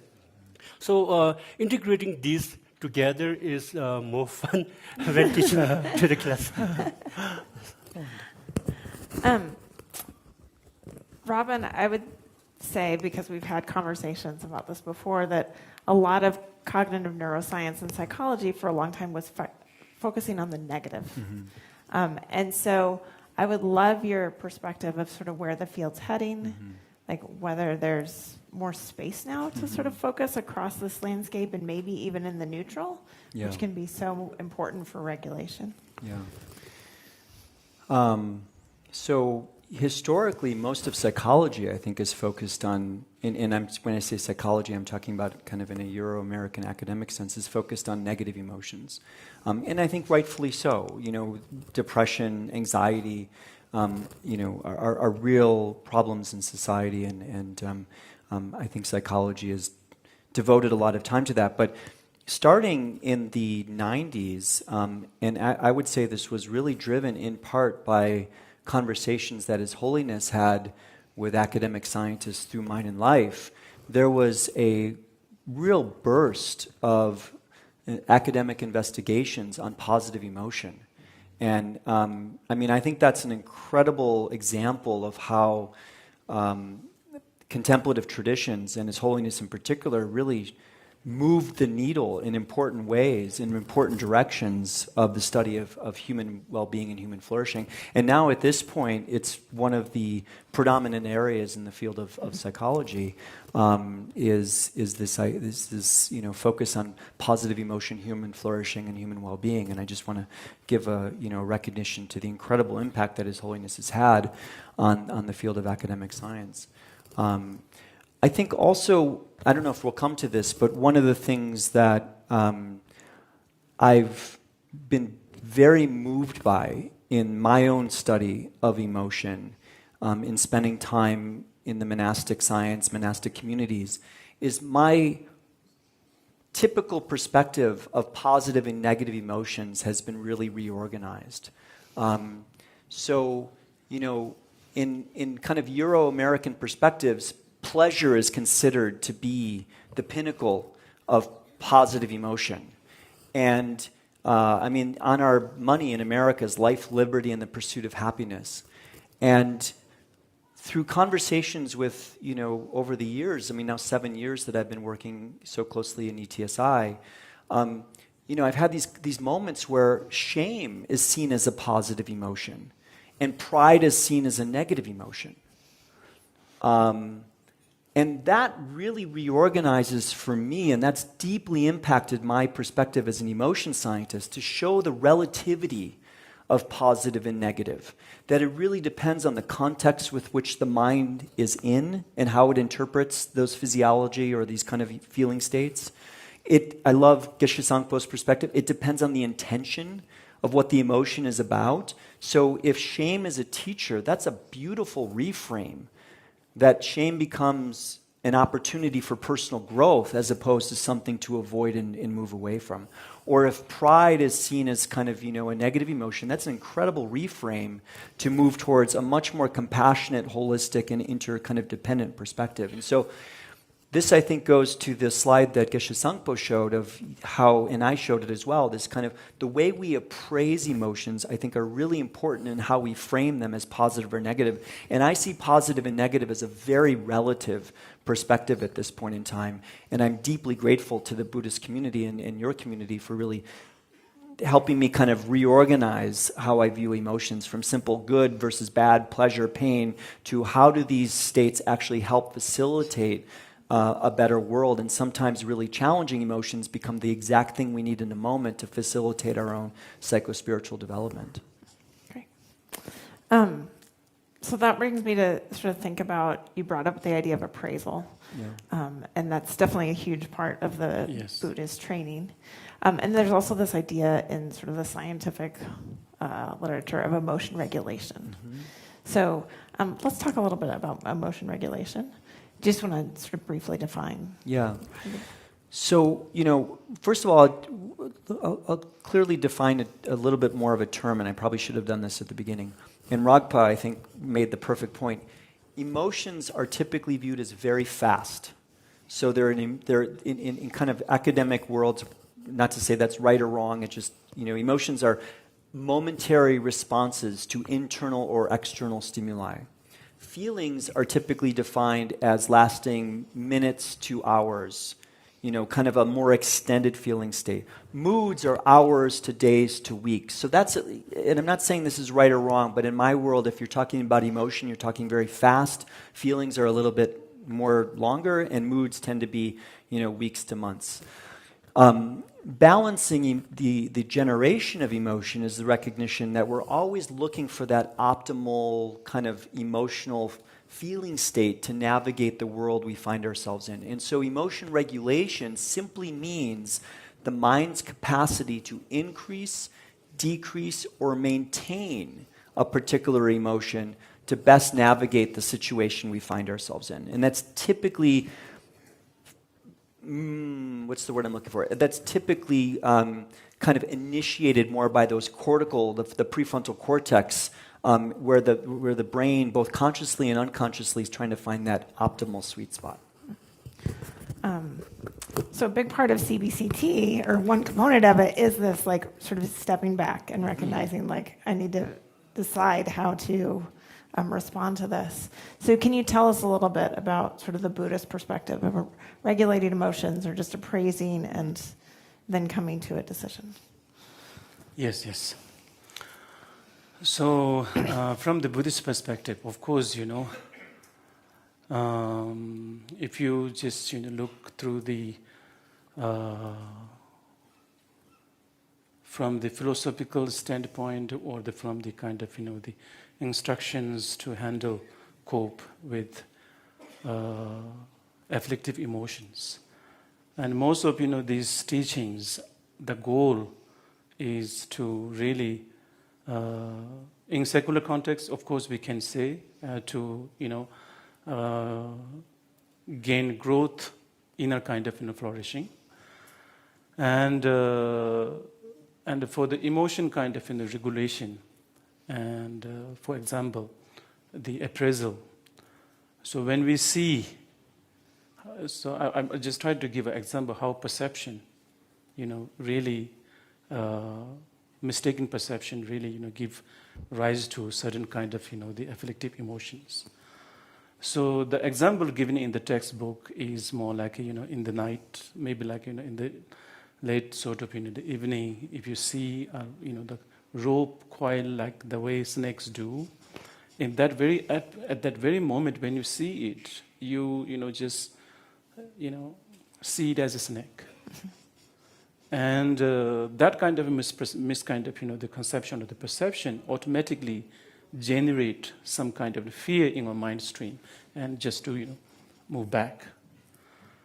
And just right after seeing that as a rope and not as just kind of a snake, and the emotion that we the emotion that can just kind of burst in our mind stream automatically goes down. So that clearly shows how perception of the object, the appraisal, plays important roles in terms of regulating our emotions, particularly afflictive emotions or misunderstanding related sort of the afflictive emotions. So because of that, the fundamental perception is, whether consciously or unconsciously, we tend to innately perceive things having its intrinsic kind of an objective reality. On that basis, we make evaluation, judgment, good or bad. And if you really understand, as Robin said, understand the more kind of broader sort of perspective, things having no intrinsic existence, interconnectedness, and being impermanent. There's one kind of a stanza in Guide to the Buddhist Other Ways of Life. It says that when we attach something, the object itself and the perception itself, the subjective that get so much attached to that object. If we look at the object itself, observe, and we try, and we will see how fleeting that is, how uncertain, how fluctuating. And even if you look at the more kind of the deeper sort of the sub-particle level, if you really have that kind of the perspective to look into more kind of impermanent nature of that object, and then look back to yourself, the subject who is very much being attached to that object. The subject itself is pretty much kind of exactly in that state, fluctuating, impermanent nature, disintegrating in the process. And when you see the subject and object is in that kind of state, so then there's what to grip upon. There's no solid, there's no kind of rigidity there. Not from the object level, not from the subject level. So when you're able to see that and really internalize, integrate it into your kind of the attitude or the mental kind of the mindset that you are bringing, that really helps you to really, regulate your attachment or the aversion. Aversion itself also like, if you hate someone, there's, stanza in also, Shantideva says that, everything is governed by, another kind of factor, and everything is independent and governed by, factors by factors, cause by causes. And when the circumstances and condition comes together, and even if you don't want to, experience anger or frustration, it occurs automatically. So no one, goes to, on the early morning, no one says that, I want to get angry, I want to get frustration. No one says that. But when the cause and the condition comes together, and our intellectual capacity gets kind of hijacked by this kind of afflictive emotions. Therefore, everything emerges out of that kind of causal process. In one sense, it is like just kind of an illusion. So many cause, and the factors involved. The illusion actually comes from different kind of the causes as well. So there is no intrinsic sort of object from the object themselves. So understanding that really gives you a different perspective to see things from different kind of the lenses, and at the same time, on top of that kind of perspective, and as Tundula was saying that seeing oneness of the humanity, same being, same living being, interconnectedness. That changes the attitude we bring up, brought up in the circumstances.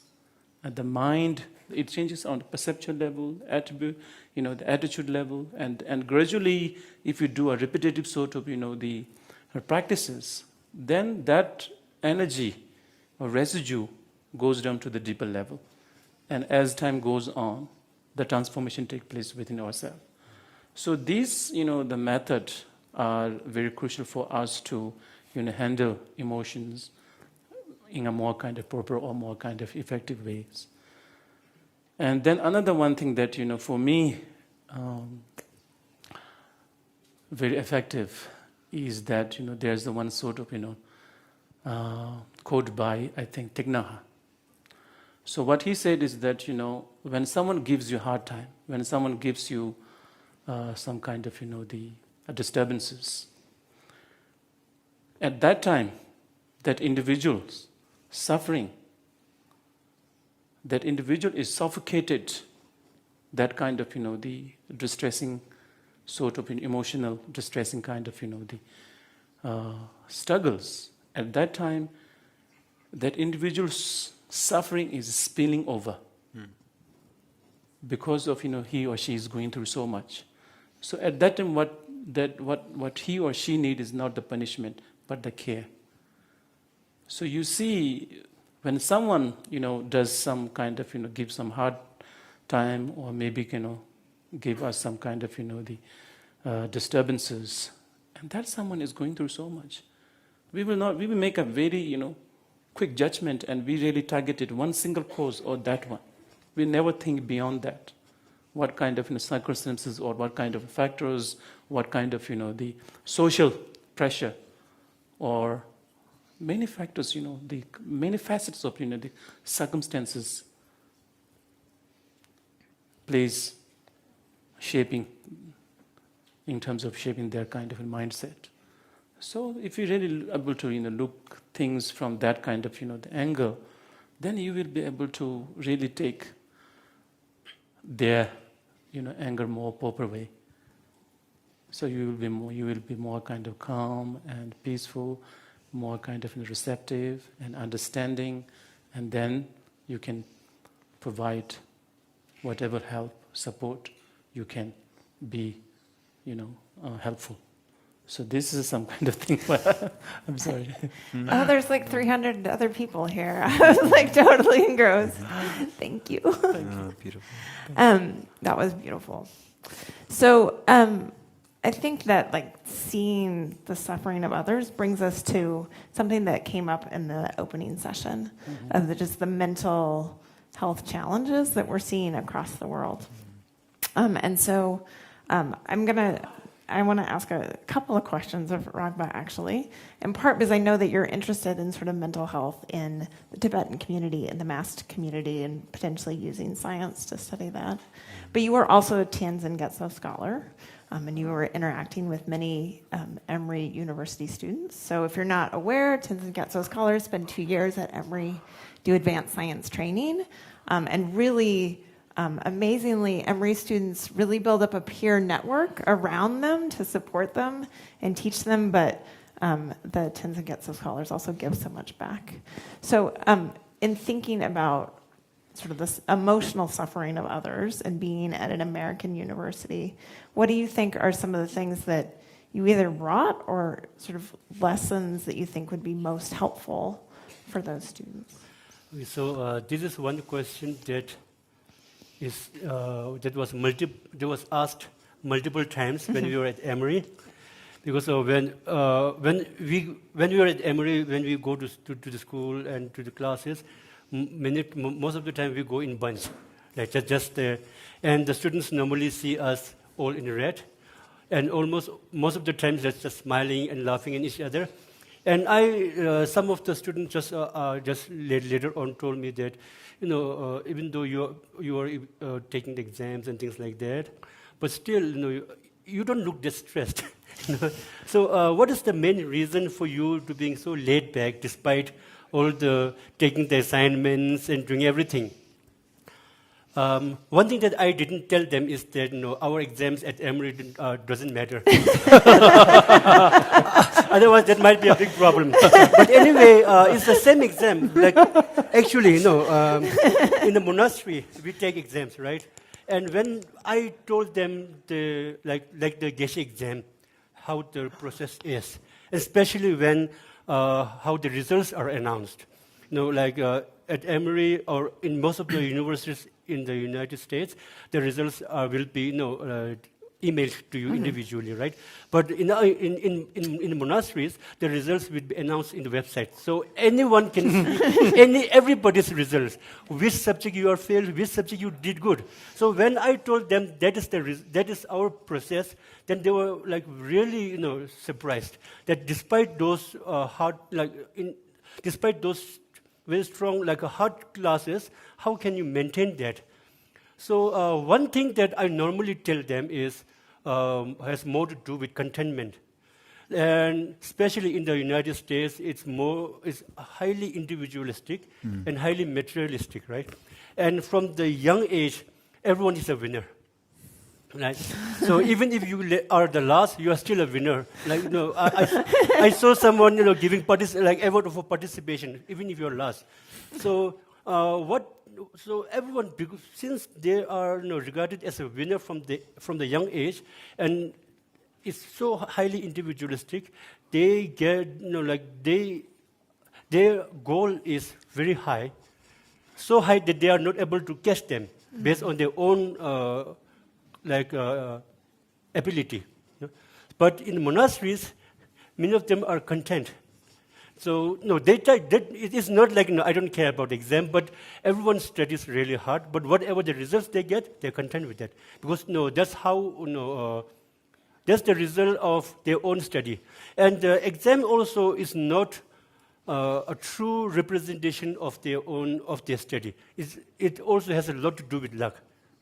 So when we talk about these things with them, then sometimes it helps them. And then also, the text from Shantidevas, which is very popular.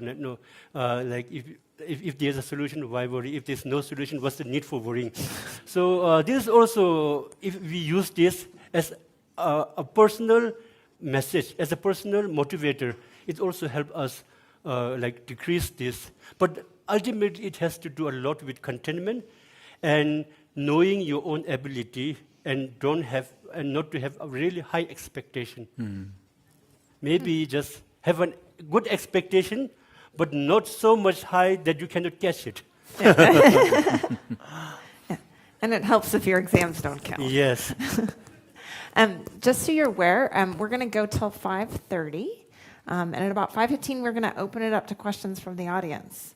So if you've been taking a nap or not paying attention, you got a couple minutes to write some things down and come up with some ideas. So we're going to do a few more things, but I already see some hands up. So with that, we have, about 5 more minutes before we open it for audience questions. So I would like to sort of follow up on sort of this sort of mental health question. In part, going back to Ragba, I mentioned that you're sort of very interested in studying this in the monastic population. I think the audience would be very interested in why you think that that's important.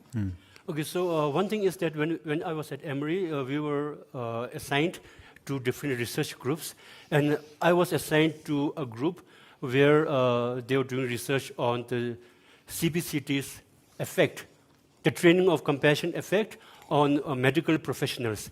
Because medical professionals, they have to deal with day-to-day sick people, and then the loss of death. So they are emotionally burned out. So the result there, the CBCT's, the result of CBCT training, the compassionate training, has been really positive. So one thing that, because I've been used to debating, asking questions since childhood. So one thing that a question came up into my mind, and that question is, what if we use the same CBCT training, the same research, but to a different environment? Because in the United States, it's more individualistic. In India, especially in the Tibetan community, it's more like a community-based, right? So will the result be the same or not? And as Geshe-la said earlier, there's no single cause for anything. Everything that arises is because of multiple causes. So if we do the same CBCT training to a monastic community and do the same research, will the result be the same or not? Does it have to do with different, culturally different, or is it have to do with in Tibetan community we normally say it's a karma, so so is it because of that? So it can be because of multiple issues, right? And also, we may be, if we do that research, one thing is that in Tibetan community, that mental health is not that much seen as, mental health in the sense is not that much seen as a serious issue. One thing has to do with, it's actually not that really a big issue as compared to Western countries, right? But another thing is, even though it's not that as a serious, but still it is an issue. So if we can bring that, if we can think about that within the community and see how it is affecting us. And also, through the research, we might also see why many of the Tibetan communities have very less dementia or Alzheimer as compared to Western. And also, we may also see why there is a positive growth, like in a post-traumatic growth, compared to, because in Tibetan community, we can see lots of Tibetans. If you let them tell these personal stories, they will tell lots of stories of suffering under the Chinese government, lots of torture. But still, if we test on them, their post-traumatic stress, PTSD, is not that much strong as compared to others. So the post-traumatic growth is very much better here than as compared. So what could be the reason? Is it because of the compassion? Is it because of the contentment? Is it because of our saying, it's a karma? So there can be many, what I see is the Tibetan community, especially in the Tibetan, in the monastics, or in the Tibetan Buddhist community in Himalaya regions, right, in Nepal, in Bhutan, in Arunachal, in Ladakh, we can see a very big potential in doing research on how the mental health is much better than those in the United States. What could be the causes? Right now, the CBCT research is like the thing is that we are thinking, okay, if compassion can be trained, we can get a positive result.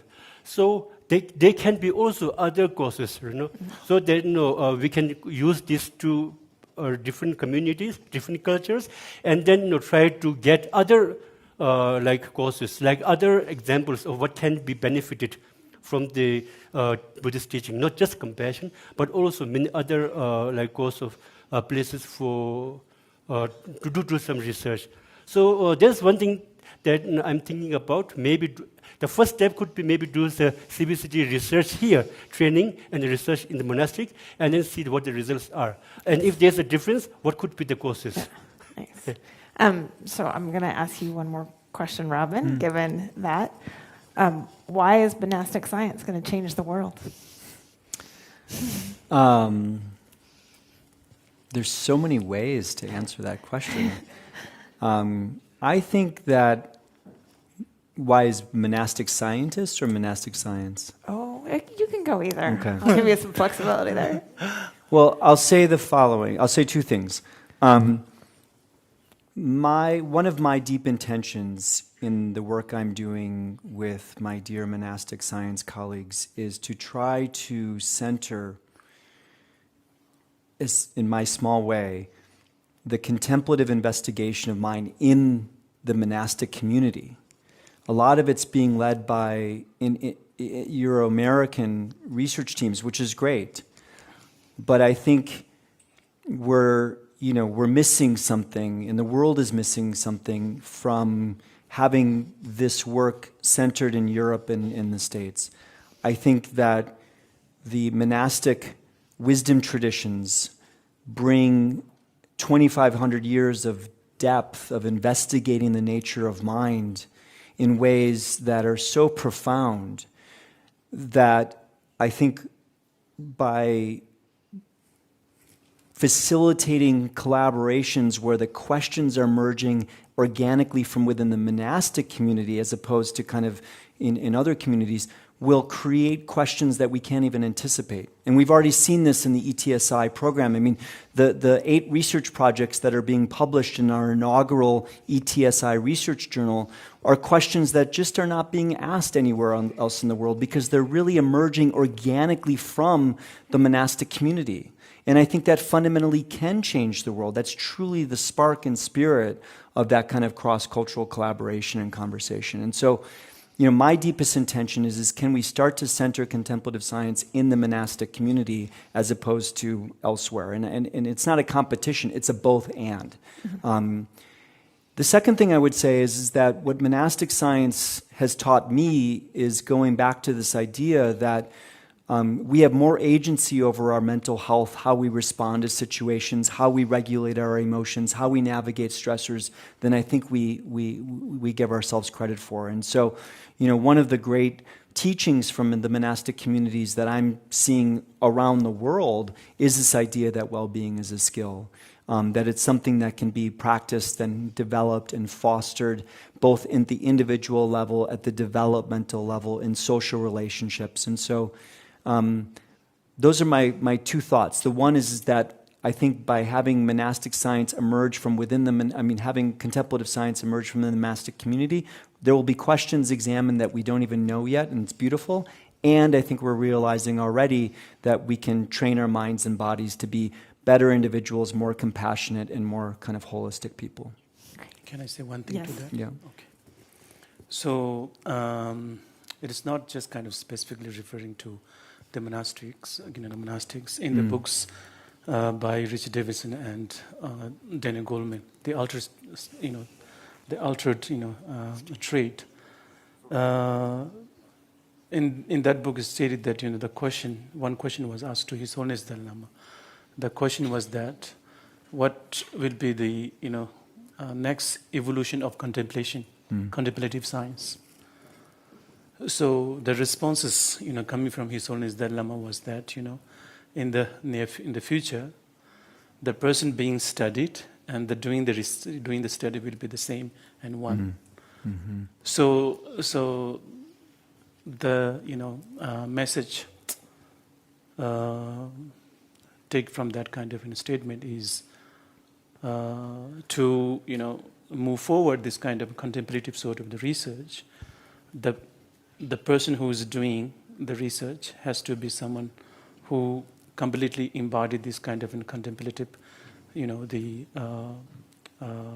practices such as compassion and loving kindness, and on top of that, equipped with scientific kind of research methodology, or all these kind of tools that you guys have been, providing us for long times.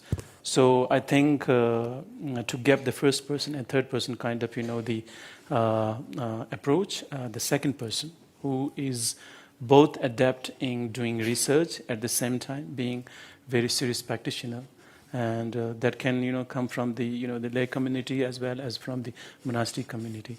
So therefore, I think the hope plays onto us as a the spiritual practitioner for this kind of research, the scientific journey, is to bring a little bit sort of the contribution in terms of scientific research, or in many different kind of the manner. As Robin was saying, that maybe come up with a question that could never come from the other people, those who don't have that kind of the information. So yeah, that's what I'm going to share. Thank you. Wonderful. Okay, we'll take a few questions from the audience. Look at all these hands. So many questions. Do you have a microphone, Tenzin? Do you just want to hand it to somebody? Thank you. Thanks for such an engaging session. My name is Tanmay Mahapatra.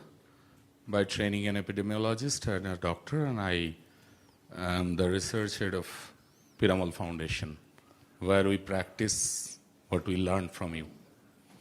While doing that, and keeping in mind that what gets measured, that gets intervened, we have evaluated and we have measured quantitatively and qualitatively the impact of compassion, CBCT, and its role towards service industry among health professionals, among doctors. We found that the factors that you are mentioning, context and culture, both are effect measure modifiers, and quite significantly. You mentioned that these are skills, and we try to build those skills. How we can ensure that we are building the skill appropriately for those contextual variations or cultural variations. Thank you.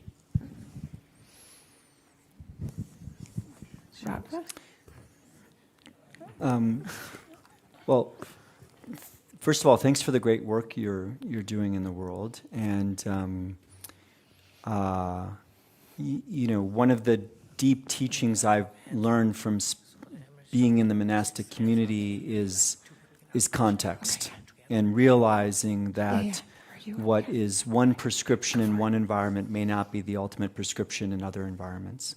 And it's a dynamism that needs to kind of align with the environment.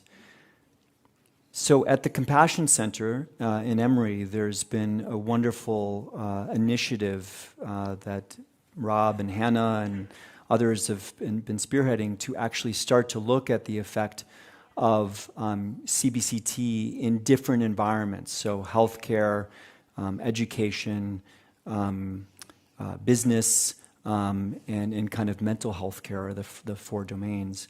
And I think the objective is how do we move from kind of general prescriptions to personalization? And I think we have more questions than answers at this point. So for example, in the business community, I mean, coming in with kind of the same model that you would in any environment and not aligning it with the values or the needs of the business community it may backfire, and it may actually create a reaction that kind of moves people away. You're a physician. I mean, I do brain imaging. One of the main developments in brain imaging right now is to move from studying groups of people to studying individuals. How do you kind of create the models and methods to study the person? And I think at this point, I don't have a lot of answers to give other than to highlight the importance of the intention of moving from kind of group prescriptions to individual kind of alignment to that particular group of people, or even an individual. And I think that's a critical path forward in this field, in all forms of medicine, but included in this field. And one thing I'll say quickly that we've learned through the ETSI research program is that a lot of the measures that were developed in a Western cultural setting do not work when you come to a Tibetan population. So going back to our conversation earlier, the concept of attachment is completely different in the two. So you're like, here's a validated measure, but that is published, and there's lots of citations on attachment, and you hand it to one of these monastic scientists, and they're like, what is this? I don't even understand these questions. Like, why does this make attachment sound like such a good thing? And so there's a lot of work there that's just needed to think about, and a lot of qualitative research of just really interviewing and understanding how people are thinking about concepts before you can move forward with big studies, which makes it a slower process, but it will make it better research. We're going to open it up back here.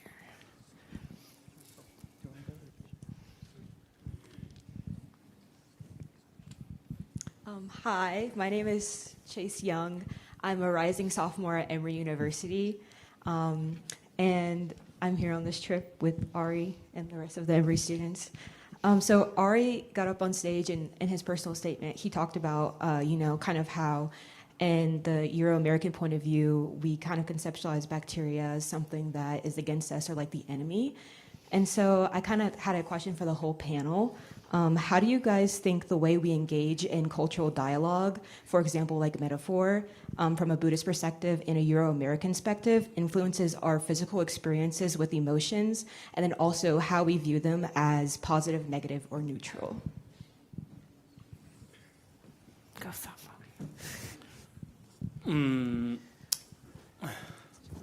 So you see, these days, when we go to, not just, when I said we, I'm not just referring myself, but, the Buddhist, practitioners, when they travel to Western country and for delivering some kind of, Buddhist teachings.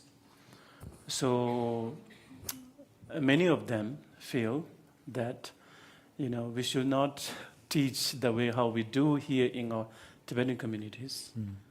Because in Tibetan community, when spiritual master give a teaching, it starts talking lots about the suffering, the death, impermanence, and to have the courage, to accept the reality. The death is, already in the process. And for example, there's once, the analogy or the kind of, the example giving in the textbook is that, if a goat, which one is to be butchered, and as the goat goes closer to the butcher, and as it reaches to the closer to the butcher, the death is coming closer and closer, right? That's the example. How our life is in reality. We have already fallen from the cliff, but yet to get crushed on the flower. So the death has already kicked in. It's in the in the kind of in the transition or in the kind of in the process. So when you talk this kind of in the teaching and the Western sort of audiences, they get scared. They don't want it to. They really don't want it to. Most of the audience prefer to have some kind of the very uplifting sort of the teachings and joy, pleasure, and all these things, and then gradually. And by using such kind of the method, and then gradually as they started more kind of interest and raise more kind of questions about Four Noble Truths and impermanence, how it works, how can integrate or internalize impermanence into practices, and then through that way they start build more kind of the acceptance in their mind stream. Therefore, the metaphor or the analogy or the contextual, parameter must be kind of taken into consideration, whether it's kind of the giving teaching or whether it's kind of just showing kind of an academic sort of the knowledge or whatever. Mm-hmm. Yeah, thank you. Can I add a little bit? No, something that I'm a little bit confused about, actually. Because when we talk about physical health, from the medical point of view, most of the time we talk about diseases, right? And everyone is fine with that. Nobody says, we are always talking about disease like that. But when we talk about mental health, and then when we talk about suffering, and then most of the time it's very difficult to accept that. So one thing that I'm confused is why are we easy to accept about the talk on diseases and things like that when it comes to physical, but when it comes to mental health, which is more important, why is it difficult to accept the reality that there are sufferings? And the reality is that we are not making people get fear. It's the same as the physical health. The main reason for studying about diseases is so that we can cure it. It's similarly, the main reason we talk about suffering so that we can find the cause and then cure it. So one thing actually is true, that we also need to be good with the words. But then one of the core teaching of Buddha is about the four reliances. Many of you might have heard of it, like rely more on the meaning than the words, right? So because the word can be different based on different contexts, can be different because of different cultures, but the meaning is because the core is the meaning. So just try to understand the meaning, and if the word is not that much easy to accept it, just leave it aside. It's not that much important. Thank you. Can I take one more? All right. Hannah's just giving us permission, Karma.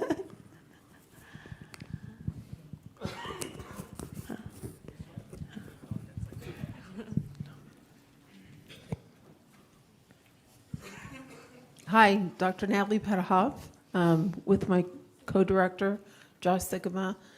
We're looking at the question of self-regulation, and in the ancient Tibetan wisdom and traditions, there's music, there's chanting, and so we were curious if there have been scientific studies around the value of sonics for self-regulation. I would refer you to the work of Nina Kraus, who's, I think, one of the leading experts on music and emotional and physical health. I don't know that work off the top of my head, but and then another name I would refer you to is Robert Zatorre. And Robert Zatorre is a neuroscientist at the University of Toronto who does wonderful work on the effect of music on the brain. I'll just say a few, I know we're short on time, so I'll just say a few brief points on this. One is, we know that we know that music changes brain function dynamically. We did a study where we had put people to do an fMRI scanner, and we had them listen to kind of various types of positive music with no words, just, sounds of positive, and it drastically increased reward-related brain activity. Now, does that sustain once they leave that setting? It's probably fairly transient. But I think the point is that the brain is a receptive organ, and it's receiving information from all over, and we know that music and various kind of sonic sounds can really impact emotional brain areas. And does that lead to physical health changes? I don't know, but a major focus of my lab's work is actually looking at the relationship between emotional brain systems and physical health through sympathetic neurons, which are involved in stress physiology, and we examine the effect of brain function on inflammatory biology and cardiovascular health. And I would suggest that anything that kind of quiets down that stress physiology is going to have ripple effects both in the mind and the brain. So the last point I'll make is that I really think, this goes back to the question earlier, I think it's important to personalize. What works for one person may not work for another person. And so for you, kind of music or kind of, various sounds and chanting may be particularly impactful. For another person, it may be something else. And I think each of us have the potential to identify what's the inroad for us to open our hearts and reduce our stress physiology, enhance emotion regulation, as opposed to it's going to be a one-size-fits-all. And I think that really is an important thing, what works for specific people in specific contexts. Great. And with that, I'm sure we have a lot more questions. I will tell the Emory students if you'd like to come up afterwards and ask more questions, that would be wonderful. And I'll turn it over to Hannah. Thank you. Thank you all so much. Listening to this discussion, I'm really feeling deeply grateful that so many brilliant minds have dedicated their wisdom and creativity and research to the work of the Compassion Center. And I'll just say quickly, this great question about how can monastic science change the world makes me want to just share really briefly that through the Compassion Shift Initiative, we're really focusing on two interconnected goals. One is to advance the science of compassion, and the other, the practice of compassion.